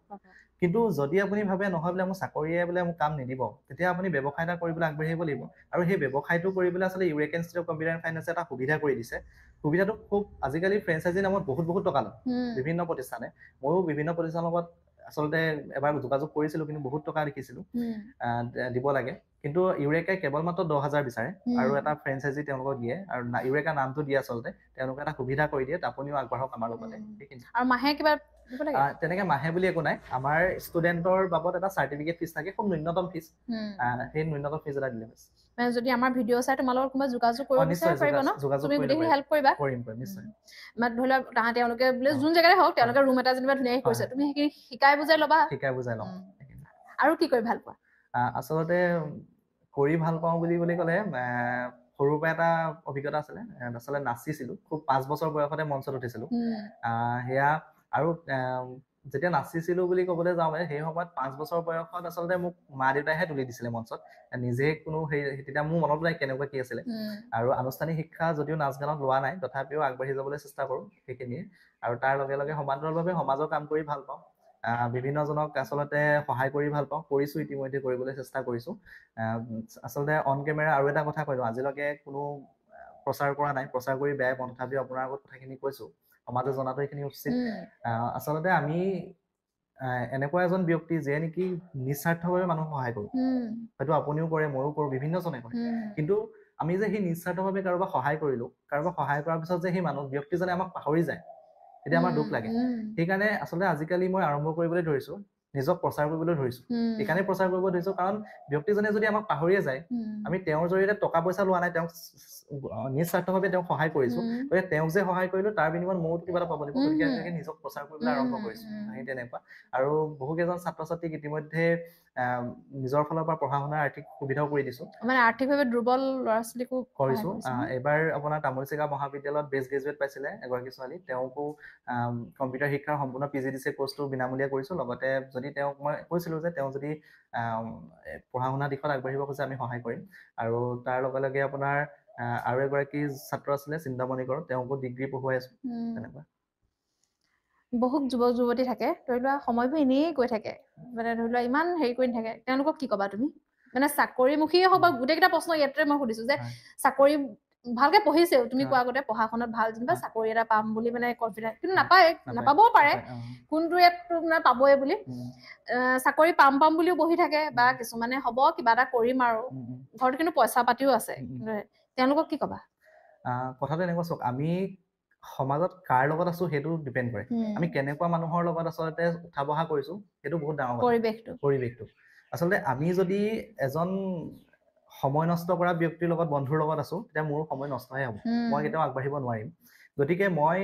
আচলতে উঠি অহা নৱপ্ৰজন্মক এটা কথা ক'ব খোজো যে আপুনি যদি আগবাঢ়িব খুজিছে প্ৰথমে নিজক সোধক আপুনি কাৰ লগত আছে আপুনি নিজেই কোন সেইখিনি কথা আপোনাৰ যদি বন্ধুৱে আপোনাক ক্লাছ কৰিবলৈ যাওঁতে যদি কয় মোৰ পেট বিষাইছে মই আৰু ক্লাছটো আজি নকৰোঁ বা বাং কৰোঁ ক্লাছটো তেতিয়া হয়তো আপোনাৰ নিশ্চয় আপোনাৰ অট'মেটিকলি পেট বিষাব পাৰে সেইখিনি কথা এলাহ ভাৱ আহিব পাৰে গতিকে আপুনি আপোনাৰ সেই বন্ধুজনক আপুনি প্ৰথমে ঠিক কৰিব লাগিব যে নহয় ব'লা আজি ক্লাছটো কৰোঁ সেইখিনি কথা যদি আপোনাৰ টকা পইচা আছে আপুনি যদি পঢ়া শুনাটো ভাল আপুনি যদি এটা চৰকাৰী চাকৰি বিচাৰি আছে তেতিয়াহ'লে আপুনি নিশ্চয় নিজক সময় দিব লাগিব তেতিয়াহে আগবাঢ়িব পাৰিব সময়খিনি অযথা নষ্ট কৰিলে কেতিয়াও আগবাঢ়িব নোৱাৰে আৰু কেৱল মাত্ৰ টকা পইচা থাকিলেই যে ব্যৱসায় কৰিব পাৰি তেনেকুৱাও নহয় আচলতে ব্যৱসায় কৰিবলৈ কিছুমান গুণ লাগে সেই গুণখিনি থকাটো বহুত প্ৰয়োজন গুণ মানে শিক্ষাৰ অবিহনে আমি কেতিয়াও জ্ঞান অবিহনে আমি কেতিয়াও আগবাঢ়িব নোৱাৰোঁ যিকোনো ক্ষেত্ৰতে হওক আজি হাজিৰা কৰিবলৈ যাবলৈ আমাক সেই হাজিৰাৰ দিশটো আমি জানিব লাগিব জানিব লাগিব তেতিয়াহে আমি আগবাঢ়িব পাৰিম নহ'লেতো আগবাঢ়িব নোৱাৰোঁ সেইখিনি কথা তো সেইখিনিয়ে ক'ব খোজো যে আগবাঢ়িব হ'লে আচলতে সময়খিনি অযথা নষ্ট কৰাতকৈ নিজক সময় দিয়ক আগবাঢ়ক এতিয়ালৈ কিমান ষ্টুডেণ্ট হৈছে ষ্টুডেণ্ট আমাৰ যদি আমি গোটেই ইউৰেকাৰ এতিয়া আমাৰ 12খন ব্ৰাঞ্চ আছে আৰু ক'ত আছে শিৱসাগৰ জিলাৰ আমগুৰিত আছে গেলেকীত আছে নাজিৰাত হেমলাইত আছে নকছাৰীত আছে তাৰপিছতে আপোনাৰ দিখৌমুখত আছে ভগামুখত চিন্তামণিগড়ত এতিয়া আপোনাৰ হেৰিত আছে দেউৰজাত আছে তাৰপিছতে ইফালে আপোনাৰ তিতাবৰত আছে কাকজানত আছে নতুনকৈ হেৰি টিয়কত হ'বলৈ গৈ আছে আৰু আপোনাৰ নতুনকৈ আৰু চেলেংঘাট আৰু লগতে আৰু এখন ঠাই হালুৱাটি, এই 3খন ঠাইত হ'বলৈ গৈ আছে। দেখিছে গোটেইখিনি কিন্তু এই গাঁৱৰ মাজতে লৈছে বেছিকে ন? আমি আচলতে আগবাঢ়িব খুজিছো, অকল মোৰ দ্বাৰা হেৰি নহয়, পৰিচালিত নহয়, বিভিন্নজন আছে ইয়াত আমাৰ, বিভিন্নজনৰ পৰিচালনাৰ দ্বাৰা আমাৰ অনুষ্ঠানটো গঢ় লৈ উঠিছে। আমাৰ এটা ডাঙৰ কমিউনিটি আছে। আপুনি ইয়াতে 7-9জনৰ মান ব্যক্তিক দেখিছে, কিন্তু আমাৰ ইউৰেকা বুলি ক'বলৈ গ'লে এতিয়া 70ৰো অধিক ঘৰত আমাৰ ষ্টাফ আছে। আচলতে নিজকে কেতিয়াও শাখা পৰিচালক বা ইনভেষ্টমেণ্ট কৰিছো বুলি নিজকে কেতিয়াও বাবা দিবলৈ যোৱা নাই। আচলতে কৰ্মচাৰীৰ লগত এজন কৰ্মচাৰী হিচাপে আগবাঢ়িছো, কাৰণ আপুনি জানিব সদায় মালিক হ'বলৈ হ'লে চাকৰ হ'ব লাগিব। চাকৰ হ'লেহে আপুনি মালিক হ'ব পাৰিব, অন্যথা আপুনি মালিক হ'ব নোৱাৰে। কেতিয়াবা মই যেতিয়া এই অনুষ্ঠানটো মোৰ শিক্ষানুষ্ঠানত যাওঁ, প্ৰতিষ্ঠানত যাওঁ, যদি ঘৰত ৰুমটো যদি লেতেৰা হৈ আছে, মই নিজে ঝাৰু দিবলৈ চেষ্টা কৰোঁ। মই ষ্টাফক কেতিয়াও মই কৈ নাথাকোঁ যে কেতিয়াও চফা কৰা নাই। এবাৰ দুবাৰ ক'ব পাৰি যে আপোনালোকে চফা কৰিব, কিন্তু যদি মোৰ ওচৰত সময় আছে, মই যদি এনেই আছো, তেওঁলোকেতো টিচিং ষ্টাফত আছে, টিচ কৰি আছে, গতিকে মোৰ ওচৰত যদি সময় আছে মই ঝাৰুটো নিজে মাৰো, তাত কোনো লাজৰ কথা নহয়। তুমি ঘৰটো এতিয়া চফা নকৰিবা জানো? সেয়াই, যিহেতু মোৰ খোৱা বিচনাখন যদি মই নিজে উঠাব পাৰিছো, তেতিয়া মোৰ কৰ্মজীৱনৰ যিটো কৰ্মস্থলী, তাত হয়তো মই নিজেই কাম কৰাটো কোনো লাজৰ বিষয় নহয়। যি তোমাক উপাৰ্জন এটাও দিয়ে ন? বহুত ভাল লাগিলে। মানে ইমান সৰু ল'ৰা এটা যে ইমানখিনি কৰিছা, এতিয়া সফল নে? আচলতে সেয়াই কৈছোৱে, সফল বুলি ক'ব পৰা নাই, কিন্তু ঘৰত ভাইটিয়ে আশা কৰে যে চকলেট এটা দাদাই লৈ আহিব, মই চকলেট এটা নিব পৰা হৈছো। হয়তো মা দেউতাই ক'ৰবাত আশা কৰে যে আজি হয়তো ডাঙৰ ল'ৰাটোৱে বজাৰ কেইটামান লৈ আহিব, মাছ অকণ লৈ আহিব, মাংস অকণ লৈ আহিব, একেলগে বহি খাম, সেইখিনি নিব পৰা হৈছো। আৰু হয়তো আজি আপোনাৰ চেনেলৰ অতিথি হিচাপে বহিব পৰা সক্ষম হৈছো। এইটো মোৰহে সৌভাগ্য তোমাক লগ পাইছো। আৰু এটা কথা কৈ দিওঁ, কিন্তু কেইদিনমান আগতে এটা বঁটাও পাইছিলো। আচলতে বঁটাটো যোগ্য বুলি নাভাবো, তথাপিও তেওঁলোকে দিছে, লৈছো। আচলতে যুৱ প্ৰেৰণা বঁটা হিচাপে গ্ৰহণ কৰিছিলো, উদয়াদিত্য গোষ্ঠীয়ে দিছিলে দিখৌমুখত, সেয়া বঁটা লাভ কৰিছো। আৰু বিভিন্ন শিক্ষা অনুষ্ঠানত ঘূৰিছো। এটা সময়ত ছাত্ৰ হৈ থাকোঁতে এনেকুৱা হৈছিলে, যেতিয়া আমি এখন মহাবিদ্যালয় যাওঁ, কেৱল মাত্ৰ ছাত্ৰ ছাত্ৰীসকলক লগ কৰি গুচি আহোঁ, মোৰ ষ্টুডেণ্টখিনিক লগ কৰি গুচি আহোঁ। কিন্তু এতিয়া এনেকুৱা হৈছে, প্ৰতিখন শিক্ষানুষ্ঠানত যাবলৈ এটা সুযোগ পাইছো ইউৰেকাৰ জৰিয়তে, যে মই ইউৰেকাৰ এজন ভাষা পৰিচালক হিচাপে চিনাকি দিব পাৰিছো, আৰু সেই বিদ্যালয়খনৰ মুৰব্বীৰ মুখৰ আগত বহি কথা ক'ব পৰা এটা সুবিধা লাভ কৰিছো। গতিকে এইখিনি কথা, আৰু তেনেকৈ বহুত জ্যেষ্ঠ ব্যক্তি বা বহুত আচলতে সমাজখনৰ লগত জড়িত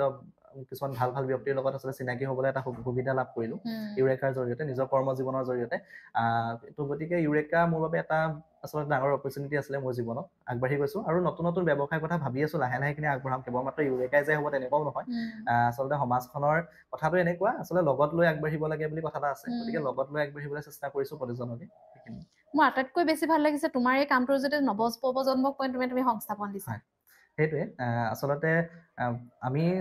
তেওঁলোকে এতিয়া ডিগ্ৰী পাছ কৰিছে, মোৰ লগত যিসকলে কাম কৰিছে ডিগ্ৰী পাছ কৰিছে, কোনোবাইতো ডিগ্ৰী পঢ়ি আছে। ডিগ্ৰীটো পাছ কৰাৰ পাছতে তেওঁলোকে চাকৰি এটা কৰিব, নিশ্চয় কৰিব, সেইটো কোনো ডাঙৰ কথা নহয়। তেওঁলোকে ভালকে পঢ়িছে যে চাকৰি এটা পাবই, তেওঁলোকে সংগ্ৰাম কৰিছে চাকৰি এটা পাবই। গতিকে চাকৰি এটা নোপোৱালৈকে, যেতিয়ালৈকে নাপাব, তেতিয়ালৈকে তেওঁলোকে কিবা এটা নিশ্চয় কৰিব লাগিব, তেওঁলোক চলিব লাগিব।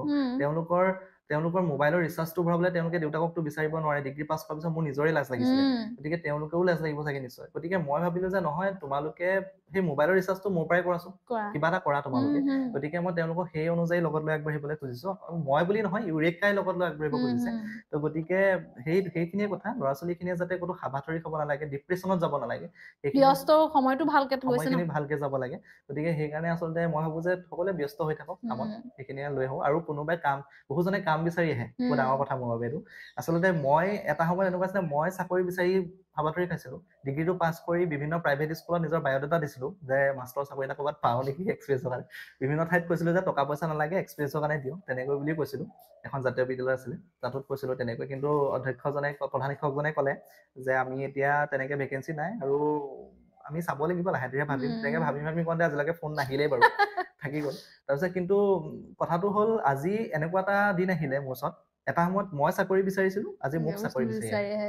সেইটো সফলতাই। আচলতে সেইখিনিয়ে ক'ৰবাত উৎসাহ পাইছো, কোনোবাই যে মোৰ ওচৰত আহিছে, সেইখিনি মোৰ বাবে বহুত ডাঙৰ অপৰচুনিটি, সুবিধা মোক ইউৰেকাই দিলে। গতিকে সেইখিনি সমালোচনা পাইছিলা নি যাত্ৰাত? সমালোচনা থাকিবই। চব জীৱনত আগবাঢ়িব হ'লে সমালোচনাৰ অবিহনে কেতিয়াও আগবাঢ়িব নোৱাৰি, হয়তো সকলোৱে জানে। আৰু সমালোচনা এতিয়া বুলি নহয়, ছাত্ৰ জীৱনৰ পৰা পাইছো। যেতিয়া মহাবিদ্যালয়খনৰ সাধাৰণ সম্পাদক আছিলো, আমগুৰি আঞ্চলিক ছাত্ৰ সন্থাৰ এজন সাধাৰণ সম্পাদক আছিলো, তেতিয়া এনেকুৱা হৈছিলে যেন কৰবাত এনেকুৱা হয় ৰোহিত বহুত ডাঙৰ হয় নেকি কিবা চেলিব্ৰিটি নেকি তেনেকুৱা হয় মই নিজকে নাভাবো চেলিব্ৰিটি বুলি আজিও নাভাবো চেলিব্ৰিটি হোৱাৰ সপোন দেখাও নাই চেলিব্ৰিটি মানে ছ'চিয়েল মিডিয়াত তুমি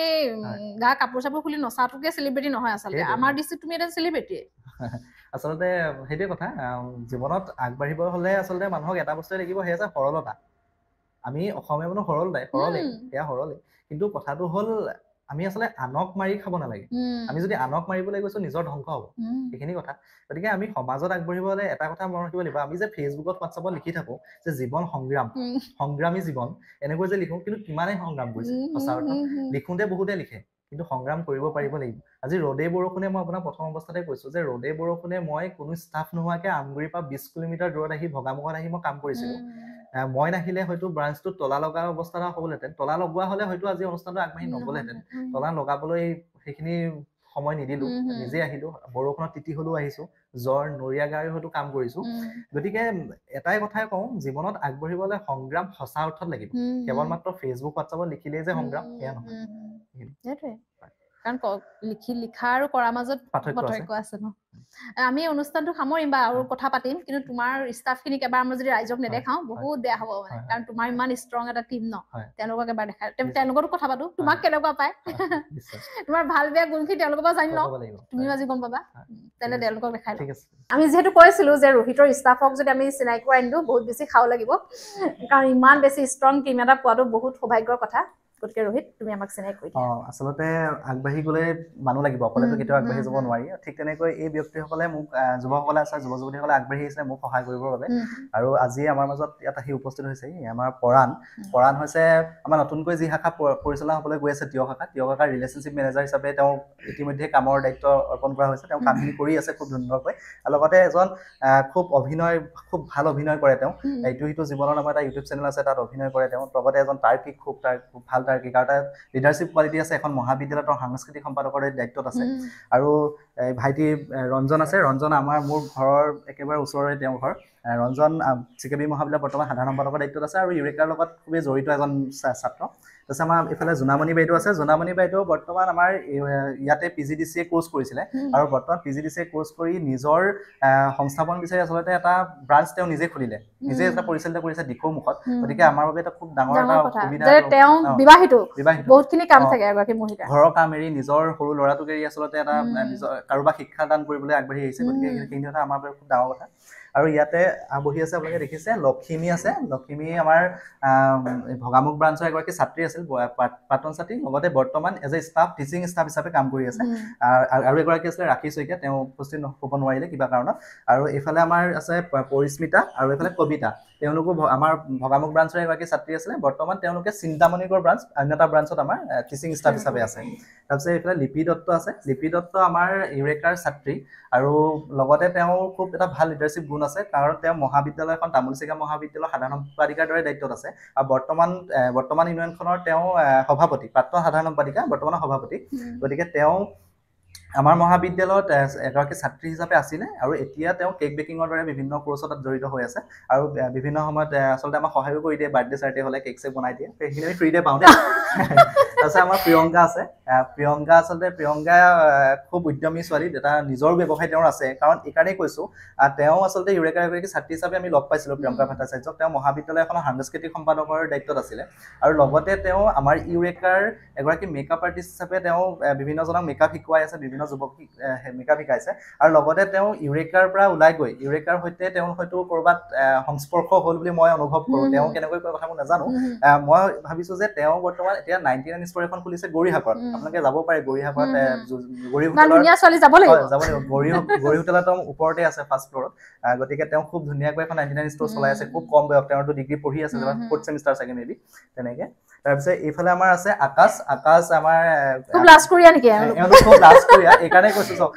আজি আচলতে 20 বছৰ 22 বছৰ বয়সত কোনোবা এটা ল'ৰাই সমাজৰ হকে কাম কৰি যাবলৈ খুব আচলতে সংকোচ পৰা পাৰে আপুনি কৈছিলে অলপ আগত যে PUBG খেলি সময় নষ্ট কৰে সেই সময়খিনিত এই তিনিজন ল'ৰা আৰু এজন আছিলে নিয়ৰ বুলি কয় তেওঁ হয়তো উপস্থিত হ'ব নোৱাৰিলে কিন্তু এই আকাশ দীপাংকৰ অংকুৰ এওঁলোকৰ অবিহনে ইউৰেকা ইনষ্টিটিউটত Bhagamukh branch, Chintamani branch, Teok branch নচলে। কাৰণ এইকাৰণে নচলে, তেওঁলোকে ফিল্ডত যায়, ফিল্ডৰ মানুহখিনিৰ লগত কথা পাতে। কাৰণ ফিল্ডত নুঘূৰাকৈ আমি ছাত্ৰ আনিব নোৱাৰো আমাৰ অনুষ্ঠান দিলে। গতিকে তেওঁলোকে ফিল্ডৰ যিখিনি ছাত্ৰ ছাত্ৰীক লগ পায়, সমাজৰ মানুহখিনিক লগ পায়, তেওঁলোকে আমাৰ প্ৰতিষ্ঠানটিৰ কথা খুব সুন্দৰকৈ কয়। আৰু প্ৰতিষ্ঠানটি কেৱল মাত্ৰ যে ইউৰেকা কম্পিউটাৰে কম্পিউটাৰে শিকায় তেনেকুৱা নহয়, ইয়াতে কম্পিউটাৰ শিকিলে বিভিন্ন ধৰণৰ সুবিধা পায়। এই কথাখিনি তেওঁলোকক ভালকৈ ক'বলৈ জানে বা কৈছে। তোমাৰ কথাখিনি মই ভাবিছো যে এওঁলোকেতো বহুত ভাল কাম কৰিছে, কিন্তু এওঁলোক তিনিজনে বেক বেঞ্চাৰে সদায় কিন্তু বেলেগ কাম কৰে। কমিউনিকেশ্যনটো বহুত টাফ। মই এতিয়া মানুহ এগৰাকীক হয়তো কনভিন্স কৰিব নোৱাৰো, কিন্তু সমাজ এখনলৈ ওলাই গৈ মানুহখিনিক কনভিন্স কৰাটো বহুত কিয় ডাঙৰ কথা। গতিকে তেওঁলোকৰ অবিহনে, তেওঁলোকৰ কষ্টৰ অবিহনে আজি ইউৰেকা হয়তো ক'ৰবাত থমকি ৰ'ব। গতিকে আমাক তেওঁলোকৰ সদায় সহায় লাগিব। তেওঁলোকে উঠি আহিছে, তেওঁলোকৰ এটা সপোন আছে চৰকাৰী চাকৰি, সেয়া থাকিবই। কিন্তু তাৰ লগে লগে যেতিয়ালৈকে তেওঁলোকে চৰকাৰী চাকৰি এটা নাপায়, ভাল সংস্থাপন এটা নাপায়, তেতিয়ালৈকে ইউৰেকাৰ লগত জড়িত হৈ আছে, হয়তো থাকিব সদায়। ইউৰেকাৰ হয় বহুতখিনি ধুনীয়া শিক্ষা পায়, কিন্তু ইউৰেকাৰ পজিটিভ এইটোৱে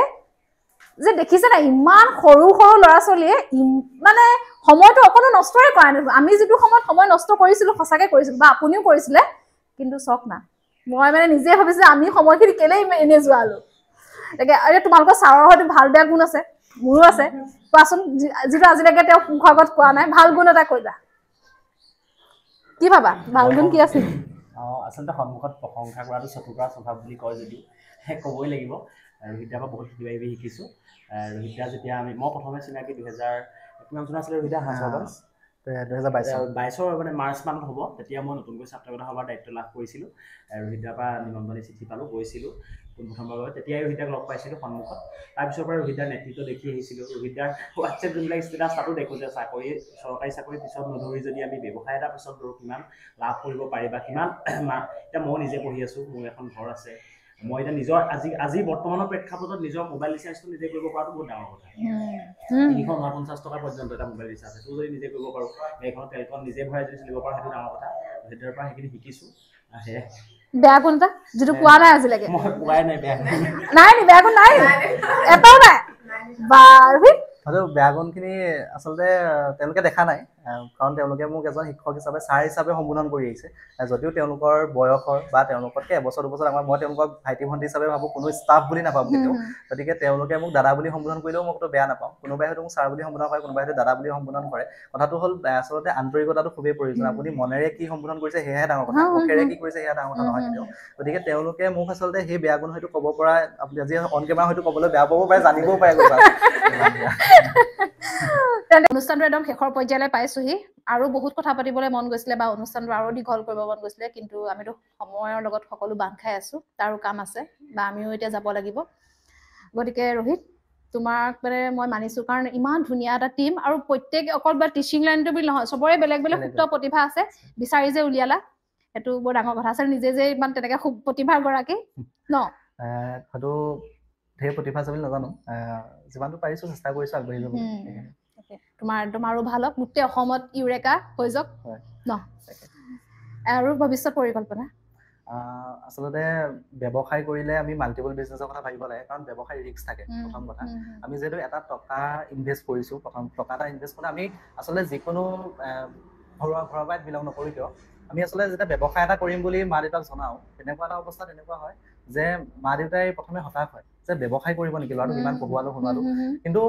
আপুনি এটা অপ্ৰিয় কথা এটা মই কওঁ, যদি অপ্ৰিয় তেতিয়া সত্য, কিন্তু কথাটো এনেকুৱা ধৰণৰ, আচলতে আপোনাৰ যদি টকা পইচা নাই, আপোনাক কিন্তু এটা সময়তকৈ নিজৰ ঘৰৰ মানুহখিনিও বাদ দিব। বাদ দিব মানে এইটো নহয় যে ইটছ আপোনাক ঘৰৰ পৰাও দিয়ে দিব, কিন্তু হয়তো মনৰ ভিতৰত ক'ৰবাত আপোনাক বেয়া পাই থাকিব পাৰে। কাৰণ ইনভেষ্ট কোনে কৰে? ইনভেষ্ট আপোনাৰ মা দেউতাই কৰিছে, মোৰ মা দেউতাই কৰিছে। কিয় কৰিছে, কেনেকৈ কৰিছে, মই আপোনাক আজি জনাওঁ কথাটো। আচলতে আমি যেতিয়া জন্ম হোৱাৰ লগে লগে আমাৰ এটা খৰচ থাকে। আমি যে জন্ম হৈছো, হস্পিটেলত পইচা দিছো, আমাক যে খুৱাই বুৱাই ডাঙৰ দীঘল কৰিছে, সেয়া এটা পইচা ইনভেষ্ট কৰি আছে। আমাক যে পঢ়া শুনাত খৰচ দিছে, সেয়া এটা ইনভেষ্টমেণ্ট। কিয় ইনভেষ্টমেণ্ট বুলি কৈছো? কাৰণ মা দেউতাই নাজানে যে এই যে ইনভেষ্টমেণ্ট কৰি আছো, ল'ৰাটোৱে গৈ এদিন চাকৰি পাব নাপাব, কিন্তু ইনভেষ্ট কৰি আছে। এজ এ হিউমেন বিং যদি আমি চাবলৈ যাওঁ, তেতিয়া সেয়া হয়তো মাকৰ মৰম, দেউতাকৰ মৰম, সেইটো সদায় থাকে। মাক কেতিয়াও মায়ে হ'ব পাৰে, কেতিয়াও বেলেগ অন্য হ'ব নোৱাৰে, ইনভেষ্টাৰ হ'ব নোৱাৰে। কিন্তু তাৰ মাজতো আমি যদি চাবলৈ যাওঁ, সেয়া কিন্তু এক প্ৰকাৰে ইনভেষ্ট। গতিকে আমি আগবাঢ়ি যাবলৈ হ'লে আমি কিছুমান কথা ভাবিব লাগিব। কাৰণ আজি মা দেউতাই ইমানখিনি আমাৰ লগত টকা পইচা খৰচ কৰিলে, আমি যদি আগবাঢ়িব নোৱাৰো, তেতিয়া কি হ'ব? আমাৰ নিজৰ প্ৰতিভাখিনি আমি বুজি পাব লাগিব যে মা দেউতাই যদি চাকৰি কৰিব কৈছে, ঠিকে আছে, তেওঁলোকে বিচাৰে, কিবা এটা আশা কৰে, কিন্তু মই কি বিচাৰো? মোৰ এটা সপোন আছে মই যদি চৰকাৰী চাকৰি নকৰি বা ব্যৱসায় এটা কৰিবলৈ ইচ্ছা কৰিছো মই যদি ব্যৱসায়ত মোৰ সপোন দেখিছো মই ব্যৱসায়ত আগবাঢ়িব পাৰিম বুলি ভাবিছো গতিকে মই ব্যৱসায় এটা কৰোঁ কিয় চাকৰি কৰিম গতিকে মই মোৰ ঘৰখনত যেতিয়া মই ব্যৱসায় কৰিম বুলি কৈছিলো মোক 1 লাখ টকা এটা প্ৰয়োজন আছে বুলি মই কৈছিলো তেতিয়া হয়তো মা দেউতাই মোক প্ৰথমে ভয় খাইছিলে যে তই পাৰিবি জানো যে 1 লাখ টকা এটা ভাবচোন কাইলৈ যদি ডুবি যায় পইচাখিনি আমাৰ মধ্যবিত্ত মানুহৰ কাৰণে 1 লাখ টকাটো 1 কোটিৰ সমান ন 1 কোটিৰ সমান এটকা এটাও বহুত ডাঙৰ কথা মোৰ কাৰণে গতিকে সেই সময়ত আচলতে 1 লাখ টকা এটা যেতিয়া আমি পাইছিলো তেতিয়া খুব আচলতে সাহস মনত গোটাই লৈছো যে মা দেউতাক কেতিয়াও ঠকিব নালাগিব আগবাঢ়িবই লাগিব আৰু সেই 1 লাখ টকা বন্ধন বেংকৰ পৰা লৈছিলো বুলি আপোনাক মই জনাইছোৱেই কিন্তু তাৰ পাছৰ যিকেইখন ব্ৰাঞ্চ মই এতিয়া চলাই আছো সেইখিনি কিন্তু মই মা দেউতাৰ পৰা লোৱা নাই সেয়া মোৰ ইয়াৰ ইনভেষ্টমেণ্ট ইয়াৰ যিখিনি মোৰ ওলাইছে তাৰ পৰাহে মই ইনভেষ্ট কৰিছো মই মা দেউতাৰ পৰা এটকা লোৱা নাই গতিকে মই ভাবো নিজকে যে মই মা দেউতাই মোক যিমানখিনি সহায় কৰি দিছিলে তাৰ তুলনাত মই আজি নিজেও অকণমান আগবাঢ়িবলৈ চেষ্টা কৰিছো মা দেউতাই মোৰ বাবে সদায় ভগৱানৰ তুল্য গতিকে মা দেউতাৰ অবিহনে কেতিয়াও কোনো আগবাঢ়িব নোৱাৰে সাহস লাগিব তেওঁলোকৰ উৎসাহ লাগিব তেওঁলোকৰ যিখিনি আচলতে কৰিবলগীয়া সেইখিনি কৰিছে তেওঁলোকে গতিকে মই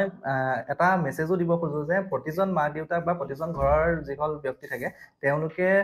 যদি আপোনাৰ সন্তানে যদি কিবা এটা কৰিব বিচাৰিছে তেওঁলোকক সহায় কৰক টকা পইচাৰে নোৱাৰিলেও আচলতে মানসিকভাৱে তেওঁ সহায় কৰক তেওঁ আগবাঢ়ি যাবলৈ কওক তেতিয়া তেওঁ নিশ্চয় আগবাঢ়ি যাব তাকে হেনাজৰি তোমাৰ মায়ে সেই পইচাটো তোমাক লৈ নিদিলে বা তোমাক বিশ্বাস নকৰিলেহেঁতেন এই কি কৰিবি পইচাটো হয় নাই তেতিয়া তুমি পিছ হৈ কি গলাহেঁতেন তেনেকৈ কথা গতিকে আগবাঢ়ি যাবলৈ অলপ ঘৰুৱা সম্পৰ্কবিলাক অলপ ভাল হ'ব লাগিব সহায় কৰিব লাগিব ইজনে আনজনক বুজি পাব লাগিব বিশ্বাসটো থাকিব লাগিব আৰু মই আচলতে এনেকুৱা এখন ঘৰৰ পৰা ডাঙৰ দীঘল হোৱা য'ত নেকি মোক মায়ে আজিলৈকে ডাঙৰকে কথা কোৱা নাই মোৰ দেউতাও মোক ডাঙৰকে কথা কোৱা নাই হয়তো আপোনাৰ নীতি শিক্ষা বুলি কয় যে নীতি শিক্ষা থাকিব লাগিব তেতিয়াহে ল'ৰা এটা ভালদৰে আগবাঢ়িব পাৰে বুলি কয় আচলতে মই ভাবো নৈতিক শিক্ষা লাগে সেইখিনি নোহোৱা নহয় যে আজি মই যদি কিবা এটা নাই পঢ়া মোৰ মায়ে হয়তো মোক গালি পাৰিব পাৰে কিয় পঢ়া নাই বুলি কিন্তু তাৰ সমান্তৰালভাৱে যদি তেওঁক যদি বুজোৱা যায় যে তোমাৰ এইটো পঢ়াৰ সময়ত তুমি ভালদৰে পঢ়া তোমাক যদি বুজোৱা যায় আপোনাক যদি বুজোৱা যায় হয়তো তেওঁ বুজিব নিশ্চয় কাৰণ তেওঁ যদি আৰু বোলে নাই পঢ়া তুমি কিয় নাই পঢ়া বুলি যদি মাৰপিট কৰিবলৈ আৰম্ভ কৰে তেওঁ কেতিয়াও নুবুজায় তেওঁ কেতিয়াও আগবাঢ়িব নোৱাৰে কাৰণ এছাৰি কোবটো যেতিয়া দি দিয়া হয় এজন সন্তানক তেওঁ গম পায় যে মোক মাৰিব মই দুখ পাম তাৰ বাহিৰে মোৰ একো নহয় কিন্তু সেই এছাৰি কোবৰ সলনি যদি তেওঁক কোৱা হয় যে তুমি এইটো নকৰিলে তোমাৰ ভৱিষ্যতে ইমানটো লষ্ট হ'ব তেওঁ এটা ভয় খালে তেওঁ ভৱিষ্যতৰ কথালৈ ভয় খালে তেওঁ ভয় খোৱাটো বেছি জৰুৰী সেইটো কথা দেখিছে ইমান সৰু ল'ৰা কিমানখিনি শিক্ষা মানে অকল কৰ্মই নহয় গোটেই এটা মানে প্ৰতিভাৰ গৰাকী কাৰণ অভাৱত ডাঙৰ হৈছো অভাৱত ডাঙৰ হলে মানুহে বহু কথা শিকে অভাৱে স্বভাৱ নষ্ট কৰে বুলি কয় কিন্তু নিজৰ মনৰ কথাও ন নিজ ভালে জগত ভাল গতিকে অভাৱ থাকিব লাগে নাথাকিলেও বেয়া কৰবাত কাৰণ বহুত ধনী ঘৰ দেখিছো বহুত বন্ধু দেখিছো তেনেকুৱা বহুত টকা পইচা আছে গাড়ী লৈ আহে কলেজত গাড়ী লৈ অহাও দেখিছো একদম কলেজত গাড়ী লৈ সোমাই একদম কোট চুট পিন্ধি সোমাই ফৰ্মেল শ্বুজ পিন্ধি সোমাই বিভিন্নজন বন্ধু একেলগে বহে মোৰ হয়তো কলেজ দিনত ইমান বন্ধু নাছিলে কিন্তু এজন সাধাৰণ সম্পাদক হিচাপে মোক বহুতে সন্মান কৰিছিলে সেইখিনি কম বহুত জুনিয়ৰছে যেতিয়া মই এখন মহাবিদ্যালয়ৰ যেতিয়া ভিতৰলৈ এণ্ট্ৰি কৰোঁ যিটো চৌপাশেৰে যাওঁ তেতিয়া হয়তো বহুত এনেকুৱাও আছিলে বহুত ল'ৰা ছোৱালীয়ে নিজৰ মোবাইলটো লুকুৱাইছিলে কাৰণ মোবাইল ফোনটো এলাও নাছিলে কলেজত কিন্তু মই কেতিয়াও এইটো কৰা নাছিলো চব এজন সাধাৰণ সম্পাদক হিচাপে যেতিয়া দায়িত্বত থাকোঁ আমি তেতিয়া এনেকুৱা নহয় যে সাধাৰণ সম্পাদকজনে কাৰোবাৰ মোবাইলটো কাঢ়ি নিব বিভিন্ন সময় দেখিছো যে মোবাইলটো কিয় টিপিছা বুলি কৈ কাঢ়ি লৈ যায় বা শিক্ষকক দি দিয়ে বাৰু ভাল কৰিছে সেইটো কোনো ডাঙৰ কথা নহয় কাৰণ মোবাইলৰ ৰুল ৰেগুলেশ্যন আছে কিছুমান কিন্তু এজন সাধাৰণ সম্পাদকৰ দায়িত্ব সেইটো নহয় সাধাৰণ সম্পাদকৰ দায়িত্ব হৈছে তেওঁ ছাত্ৰজনক কেনেকৈ বুজাইছে যে মোবাইলটো যে এলাউড নাই তুমি মোবাইলটো কাঢ়ি লোৱাৰ কোনো প্ৰয়োজন নাই তেওঁ ভালদৰে বুজোৱা তেওঁ হয়তো নিশ্চয় তোমাৰ কথা শুনিব কাৰণ আমি আগবাঢ়ি যাবলৈ হ'লে সামাজিকভাৱে আগবাঢ়িব হ'লে আমি প্ৰতিজন ব্যক্তিৰ লগত আমি যাৰ লগত ইণ্টাৰেক্ট কৰিছো তেওঁৰ লগত আমি কথাখিনি ক'ব পাৰিব জানিব লাগিব তেওঁক যদি আমি দম ধমকি দি আগবাঢ়ো তেতিয়া কেতিয়াও আগবাঢ়িব নোৱাৰো আৰু সেইখিনি কথা মই ঘৰখনৰ পৰা শিকিছিলো আৰু সেয়া মোৰ ঘৰখনে প্ৰথম শিক্ষানুষ্ঠান বুলি মই ক'ব খোজো সেইটোৱে তুমি যে কৈছিলা মানে ধৰা অভাৱে স্বভাৱ নষ্ট কৰে আকৌ এফালে কয় নহয় অভাৱে আৱিষ্কাৰৰ মূল মাহঁত এতিয়া সুখী মাহঁত কেতিয়াও সুখী নহয় প্ৰথম কথা কেলে কৈছো আজি এইকাৰণে সুখী নহয় বুলি ভাবো কাৰণ মই হয়তো ক'ৰবাত হতাশ হ'ম নেকি ক'ৰবাত মই বিচলিত হ'ম নেকি ক'ৰবাত মই নিজকে বহুত ডাঙৰ বুলি ভাবি ল'ম নেকি সেইবাবে মাহঁতে কোনো সফলতা মই পাইছো বুলি কেতিয়াও নাভাবে এইকাৰণে নাভাবে মই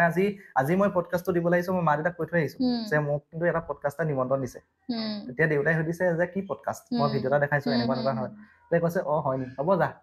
হ'ব যা বাছ কিন্তু তেওঁ যে মনৰ ভিতৰত সুখ এটা অনুভৱ কৰিছে কিন্তু তেওঁ প্ৰকাশ কৰিব পাৰে প্ৰকাশ কৰি দিয়া নাই কাৰণ ল'ৰাটোৱে ক'ৰবাত যদি বিচলিত হয় এটা পডকাষ্টত গৈছে বুলি নিজকে চেলিব্ৰিটি বুলি ভাবি লয় বা তেনেকৈ ভাবিব পাৰে বা আজি মই কৈছো যে মই এনেকুৱা হয় দেই, প্ৰথম অৱস্থাত যেতিয়া ভগামুখ ব্ৰাঞ্চটো খুলিছিলো বা 1 লাখ টকা এটা ঘৰৰ পৰা লৈছিলো, তেতিয়া সেই 1 লাখ টকা দিওঁতে তেওঁলোকে বহুত চিন্তা চৰ্চা কৰিছিলে, মোক বাৰে প্ৰতি সুধিছিলে কেনেকুৱা হৈছে কামবিলাক, কেনেকুৱা সুধিছিলে। কিন্তু আজি মই যেতিয়া কওঁ, আজি মই যেতিয়া নেক্সট ব্ৰাঞ্চটো খুলিবলৈ গৈছো, তেতিয়া মই মাত্ৰ ইমানহে কৈছিলো যে মই ব্ৰাঞ্চ এটা খুলিবলৈ গৈছো, ক'ত টকা পাইছ কি পাইছ মই সোধা নাই। সেইটো কথা, কাৰণ তেওঁলোকে জানে যে ল'ৰাটোৱে আগবাঢ়িছে, ল'ৰাটোৱে নিশ্চয় কিবা ভাল কাম কৰিব, কাৰণ 1 লাখ টকা এটা আমাক এনেই যাবলৈ দিয়া নাই, সেইখিনি আমাক ঘূৰাই দিছে অলৰেডি, কাৰণ সেই লোনটো মই মাৰি আছো। গতিকে তেওঁলোকে এইটো কথা জানে যে তেওঁ কোনো ভুল কাম নকৰে, গতিকে তেওঁ আগবাঢ়িব। এতিয়া তিয়কৰ ব্ৰাঞ্চটোৰ কথা কৈছো, 1 মাৰ্চত অপেনিং কৰাৰ চিন্তাধাৰা কৰিছো। দেউতাক মাত্ৰ ইমানেই কৈছো যে ব্ৰাঞ্চটো ইতিমধ্যে এগ্ৰিমেণ্ট হৈ গৈছে, ল'ৰা মই এডমিশ্যন আৰম্ভ কৰিছো আৰু 1 তাৰিখে অপেনিং কৰিম, বাছ। তাৰ বাহিৰে মোক দেউতাই আজিলৈকে সোধা নাই যে কি হৈছে, মই সফল হৈছো নে, মই টকা পইচা ঘটিছো নে, সেইটো ভিতৰতে গম পাইছে আৰু নিজে মনতে ৰাখে মানে। হয়, আৰু আচলতে কৰ্ম জীৱনৰ পৰা ঘৰটো কেঁচা আছিলে, প্ৰথম কথা বাঁহৰ আছিলে। তো এটা পকী ঘৰ বনাবলৈ যাওঁতে আমাৰ নিচিনা মধ্যবিত্ত ল'ৰা পৰিয়ালৰ ঘৰৰ মানুহে অলপ ভাবিবলগীয়া হয়, তাতে দেউতা দিন হাজিৰা কৰা এজন ব্যক্তি। গতিকে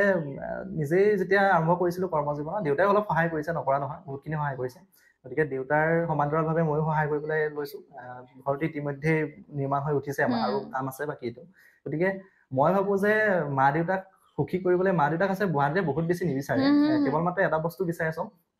কাৰণ মা দেউতাই সৰুৰ পৰাই এটা কেঁচা ঘৰত জন্ম দীঘল ডাঙৰ দীঘল হৈছে, মা দেউতা লাভ মেৰিজ। গতিকে তেওঁলোকে কেঁচা ঘৰত ডাঙৰ দীঘল হৈ লাভ মেৰিজ কৰিছে, তেওঁলোকে ইজনে আনজনক নজনাকে, কাৰণ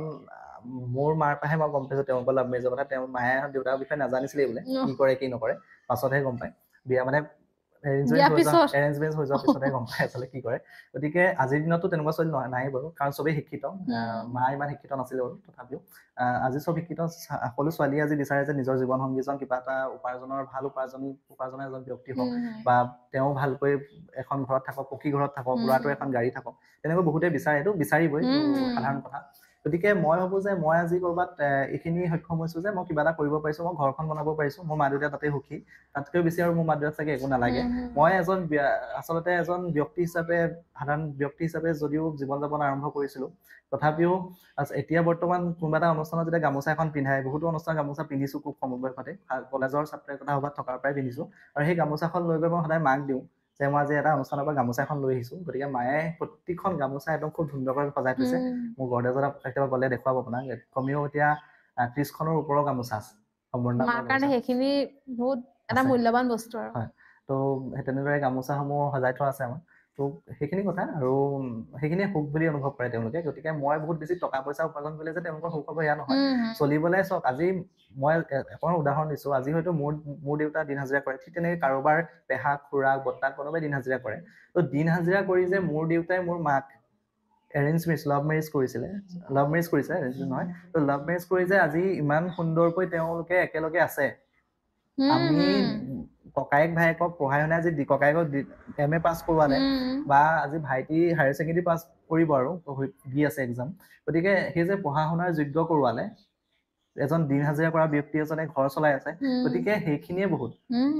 আচলতে মানুহে চলিবলৈ বহুত পইচা নালাগে, খুব ন্যূনতম পইচাই চলিব পাৰে, কিন্তু আচলতে আমাৰ কি হয়, আমি যিমান পাওঁ সিমান আমাৰ নোজোৰে। আচলতে আমি আজি যদি সন্তোষ নহয়, আজি যদি মই বিচনীখনে ঘৰখনত বিচনী এটা মাৰি যদি গৰমৰ দিনত ঘৰখনত চলি আছো, তাত মোৰ উপাৰ্জন যেনিবা 500 টকা আছিলে, কাইলৈ পৰহিলে যদি মই 1000 টকা এটা উপাৰ্জন কৰি মোক ফেনখন লাগিব, তাৰ পৰহিলে যদি মই 2000 টকা এটা ইনকাম মোৰ এচিটো লাগিব। গতিকে আচলতে উপাৰ্জন অনুযায়ী মানুহৰ বেছি প্ৰয়োজনীয়তাবোৰ বাঢ়ি যায়। গতিকে মই ভাবো আগবাঢ়িব হলে কেৱল মাত্ৰ যে আচলতে মানুহৰ নৈতিক গুণবিলাকে লাগিব তেনেকুৱা নহয়, তাৰ মাজতে এনেকুৱাও হয় আমি শ্ব' অফ কৰিলেতো অধপতনে যাবই, তাৰ লগে লগে আমি আচলতে সন্তোষ হ'ব জানিব লাগিব। আমি কিমান পানীৰ মাছ আমি নিজে জানিব লাগিব। যদি আমি নজনাকৈ বোলে মই 10,000 ইনকাম কৰি মই 20,000 কথা পাতিছো, তেনেহলে কিন্তু জীৱনত আগবাঢ়ি যাব নোৱাৰি। কিন্তু এইকাৰণেই হয় চাওক, আজি মই কৈছো যে 10,000 টকা ইনকাম কৰি 20,000 টকাৰ কথা ভাবিলেহে যে আগবাঢ়িব পাৰি, নিজকে চলা যেন দেখুৱাই, কিন্তু আচলতে সমাজখনে তেনেকুৱা। আজি যদি আপুনি কোট টাই পিন্ধি এটা খুব ধুনীয়া ৰেষ্টুৰেণ্টত সোমাই যায়, আপোনাক একদম ৱেটাৰে একদম চকীখন টানি দিব। কিন্তু যদি আপুনি হাৱাই চেণ্ডেলযোৰ পিন্ধি, হাফ পেণ্ট এটা পিন্ধি, আপোনাৰ যিখিনি আছে সেইখিনি পিন্ধি যদি আপুনি যায়, তেতিয়া হয়তো আপোনাক সিমানখিনি গুৰুত্ব নিদিব পাৰে। গতিকে সমাজখন তেনেকুৱা, সেইবাবে আমি শ্ব' অফ কৰিবলৈ বাধ্য হৈছো। গতিকে আমি নিজক সলনি কৰিব লাগিব প্ৰথমে, তেতিয়া সমাজখন নিশ্চয় সলনি হৈ যাব। আজি আমি বহুত ডাঙৰ ছচিয়েল মিডিয়াত কথা কৈ লাভ নাই, আমি নিজক সলনি কৰাটোহে আটাইতকৈ ডাঙৰ কথা। কৰ্ম সংস্কৃতি ন। আমি মানে অফ কেমেৰা সুধিছিলো ৰোহিতক যে তোমাৰ বাৰ্থডে কেতিয়া ক'লে যে 14 ফেব্ৰুৱাৰী বোলো বা ইমান ভাল এটা দিনত এজন ভাল প্ৰেমিক নে তেতিয়াৰ পৰা ইমান নকলে এতিয়া সুধিছো মানে প্ৰেম আছেনে প্ৰেম আছিলে প্ৰতিজন ব্যক্তিয়ে থাকে মোৰো আছে মোৰ আছিলে বা আছে আৰু বৰ্তমান কাৰণ চব প্ৰেম এনেকুৱা এটা বস্তু এনেকুৱা এটা অনুভৱ আচলতে কলেজৰ দিনত আমি যেতিয়া পঢ়ি থকা সময়ত কিন্তু প্ৰেম কৰিব নাপায় বুলি কয় সৰুতে ময়ো আচলতে তেনেকৈয়ে ভাবো কথাবিলাক এতিয়া ভাবিছো তেতিয়া ৰিয়েলাইজ কৰা নাছিলো আচলতে মোৰ প্ৰেম যেতিয়া হৈছিলে কলেজৰ দিনতে হৈছিলে কলেজৰ দিনৰ সন্তে সেয়া প্ৰেম সফল নহ'লগে সফল নহ'ল মানে আচলতে কি হয় কলেজত এনেকুৱা হয় মানে প্ৰথমে এজনী ছোৱালীক ভাল লাগিব পাৰে ছোৱালী এগৰাকী ল'ৰাটাক ভাল লাগিব পাৰে হয়তো তাৰ লুক বা কথা পাতি কোনোবাই আকৰ্ষিত হ'ব পাৰে সেয়া বেলেগ কথা কিন্তু লাহে লাহে যেতিয়া আমি ডিগ্ৰী পাছ কৰিলো তাৰপিছতে উপাৰ্জনৰ কথা আহিলে মই যদি শূন্য তেতিয়াহ'লে মোক জানো কোনোবাই চাব কোনোবাই জানো মোৰ লগত থাকিব কথাখিনি তেনেকুৱা হ'ল সেয়া হয়তো প্ৰেম সফল নহ'ল সেয়া আঁতৰি গ'ল কিন্তু মই সুখী এইকাৰণেই সুখী চব তেওঁ আঁতৰি যোৱাৰ কাৰণে হয়তো মই ক'ৰবাত আগবাঢ়িব পাৰিলো প্ৰথম কথা তেওঁ যদি লগত থাকিলেহেঁতেন মই এনেকুৱা এটা দুমোজাত আছিলো তেওঁ থাকিবনে নাথাকিবনে কিন্তু সেয়া যে আঁতৰি গ'ল সেয়া মোৰ বাবে প্লাছ পইণ্ট কিন্তু এতিয়া বৰ্তমান মই যাৰ লগত আছো তেওঁ সকলো কথা জানে আগৰ কথা গতিকে এতিয়া মই যাৰ লগত আছো তেওঁ কিন্তু অত্যন্ত সুখী বুলি ভাবো কাৰণ এইকাৰণে সুখী বুলি ভাবো চব আজিকালিৰ দিনত বৰ্তমান সময়ত আচলতে ব্যৱসায় কৰা ল'ৰা এটাৰ লগত কোনেও নাথাকে কাৰণ ব্যৱসায় কেতিয়া লষ্ট হ'ব পাৰে কেতিয়া ডুবিব পাৰে কোনেও নাজানে গতিকে সেই আচলতে সেইগৰাকী ব্যক্তি মূলত আছে আৰু থাকিব বুলি আশা ৰাখিছো তেওঁ মানে ফুল ছাপোৰ্ট আছে সকলো কথা জানে আজি কেনেকুৱা লাগিলে বিৰাট ভাল লাগিলে এটা পডকাষ্টত বহি জীৱনৰ প্ৰথম পডকাষ্ট আচলতে যোগ্য বুলি নহ'ব এটা পডকাষ্টত বহা কিন্তু কথাটো হ'ল সৃষ্টিৰ ভিডিঅ' কিছুমান পালো যে সৃষ্টিয়ে কিয় আগবাঢ়ি আহিছে সৃষ্টিয়ে এইকাৰণে আগবাঢ়িছে বুলি গম পালো যে নতুন কিবা এটা কোনোবাই কৰিব বিচাৰিলে তেওঁক আগলৈ লৈ যোৱাটো তেওঁলোকে ভাবিছে গতিকে ময়ো ভাবিলো যে ময়ো যিহেতু ক'ৰবাত সৃষ্টিক সহায় কৰোচোন মোৰতো সহায় হৈছে নিশ্চয় ইয়াতো মই অনুভৱ কৰিছো তাৰ সমান্তৰালভাৱে সৃষ্টিৰো ক'ৰবাত সহায় হ'ব মই কৈছো যে নিস্বাৰ্থভাৱে কাৰোবাক সহায় কৰিব লাগে গতিকে মোৰ ভাল লাগিলে এইবাবেই কাৰণ আপোনালোকে মোক যোগ্য বুলি ভাবিলে ময়ো আপোনালোকক অলপ সময় দিবলৈ চেষ্টা কৰিলো আপোনালোকে মোৰ বাবে শিৱসাগৰৰ পৰা ভগামুখলৈ আহিলে গতিকে মোৰ বাবে সেয়া বহুত ডাঙৰ আমাৰো ভাল লাগিলে যে ইমান প্ৰতিভাৰ গৰাকী আৰু ইমান কম বয়সীয়া এজন যুৱকক আমি লগ পালো সফল যুৱক আৰু এতিয়া আমাৰ কাৰণেতো বহুত সফল সৃষ্টিৰ বিষয়ে শেষত কি ক'বা সৃষ্টিৰ বিষয়ে এটা কথাই কওঁ সৃষ্টি সদায় আগবাঢ়ি যাওক সৃষ্টিয়ে বহুজনৰ আদৰ্শ হওক কাৰণ বহুতো পডকাষ্ট আছে আজিৰ দিনত সমাজত ইউটিউব চেনেলত আপুনি ইউটিউবটো খোলাৰ লগে লগে পডকাষ্ট কিন্তু কথাটো হ'ল কোনে সঁচাৰ্থক কাম কৰিছে সকলোতো উপাৰ্জনৰ বাবে কাম কৰিছে এটা কথা হয় চব আজি আমি শিক্ষা গ্ৰহণ কৰি আছো আমি উপাৰ্জন লাষ্ট মেইন আমাৰ টপিকটো হৈছে আমি উপাৰ্জন কৰিব লাগিব আৰু সৃষ্টিও সেইবাবে হয়তো ক'ৰবাত জন্ম হৈছে বা ময়ো ক'ৰবাত সেইবাবে জন্ম হৈ কাম কৰি আছো কিন্তু কথাটো হ'ল আমি তাৰ সমান্তৰালভাৱে আমি আনৰো লাভ চাব লাগিব গতিকে সৃষ্টিয়ে সেয়া দেখিছে সৃষ্টিয়ে চাবলৈ চেষ্টা কৰিছে তো গতিকে সৃষ্টিয়ে আগবাঢ়ি যাওক সেইখিনি বিচাৰো আমাৰ উদ্দেশ্য সেইটোৱে যে আমাৰ ভিডিঅ' চাই তাৰ অপকাৰ হ'ব নাই মানে সৃষ্টিমূলক এটা বাৰ্তাই যাওক সেইটো তোমাৰো ভৱিষ্যত বহুত ভাল হওক তোমাৰ প্ৰত্যেকটো সপোন পূৰণ হওক ইউৰেকা গোটেই অসমৰ প্ৰত্যেকটো চুকতে ইউৰেকা হওক তাকে আমি আশা কৰিলো তেনে অনুষ্ঠানটো সামৰিব পাৰিম ন আকৌ লগ পাম নে আৰু হয়তো এনেকৈ লগ পাব বাৰু কৰবাত সফল ব্যক্তি হিচাপে লগ পাম আজিতো বিফলে বাৰু নাই আগবাঢ়ি গৈ আছো আৰু সফল হোৱা ন সেইটোৱেতো কওঁ সফলৰ সীমা নাথাকে আৰু সফল হোৱা সামৰো হ'ব আমাৰ ভিডিঅ' চাই হয়তো তোমাৰ লগত তোমাৰ যোগাযোগ কৰিব পাৰে বা তোমাৰ কামটোৰ বিষয়ে জানিবলৈ বা অইন তোমাৰ কথা পাতিবলৈ বা তোমাৰ ইউৰেকাৰ বিষয়ে জানিবলৈ তুমি আমাৰ ৰাইজক ডিটেইলছটো কৈ দিয়াচোন আচলতে আমি Eureka institute of computer and ফাইনেন্সে 2020 চনৰ পৰা কাম কৰি আহিছোঁ এই প্ৰতিষ্ঠানটি 2020 চনৰ পৰা কম্পিউটাৰ শিক্ষাৰ লগত জড়িত কৰি ছাত্ৰ ছাত্ৰীসকলক কম্পিউটাৰ শিক্ষা প্ৰদান কৰি আছে তাৰ সমান্তৰালভাৱে আপোনালোকে গম পাইছে ফাইন আৰ্টছৰ লগত জড়িত যিকোনো কলা শিক্ষা আমাৰ ইয়াতে শিক্ষা প্ৰদান কৰা হয় কথাটো হ'ল আমি 2020 চনৰ পৰা বৰ্তমান সময়লৈকে 12খন ব্ৰাঞ্চৰ ইতিমধ্যে শিক্ষা প্ৰদান কৰি আহিছোঁ 12খন ঠাইত আমাৰ অনুষ্ঠানটি আছে তাৰ সমান্তৰালভাৱে আমি অহা মাৰ্চত নতুনকৈ 3খন ব্ৰাঞ্চ অপেনিং কৰিবলৈ গৈ আছোঁ হালুৱাটিং তিয়ক আৰু চেলেংহাট অঞ্চলত গতিকে আমি প্ৰতিখন অনুষ্ঠানলৈ আপোনালোকক আমন্ত্ৰণ জনালোঁ আপুনি যদি উন্নত মানদণ্ডৰ কম্পিউটাৰ শিক্ষা গ্ৰহণ কৰিব খুজিছে লগতে এখন উন্নত মানদণ্ডৰ কম্পিউটাৰ শিক্ষাৰ ডিপ্ল'মা ল'ব খুজিছে আমাৰ ডিপ্ল'মাখন ISO চাৰ্টিফাইড লগতে উদ্যম আৰু আপোনাৰ ISO চাৰ্টিফাইড হোৱাৰ লগে লগে উদ্যম আৰু নীতি আয়োগৰ এটা ৰেজিষ্ট্ৰেশ্যন আছে আছাম গভৰ্ণমেণ্ট আৰু চেণ্ট্ৰেল গভৰ্ণমেণ্ট এটা ছ'চাইটি ৰেজিষ্ট্ৰেশ্যন আছে গতিকে এটা ভেলুৱেবল ডিপ্ল'মা আপোনালোকে ল'ব পাৰিব আমাৰ অনুষ্ঠানটিত আহি আৰু আমাৰ অনুষ্ঠানটিৰ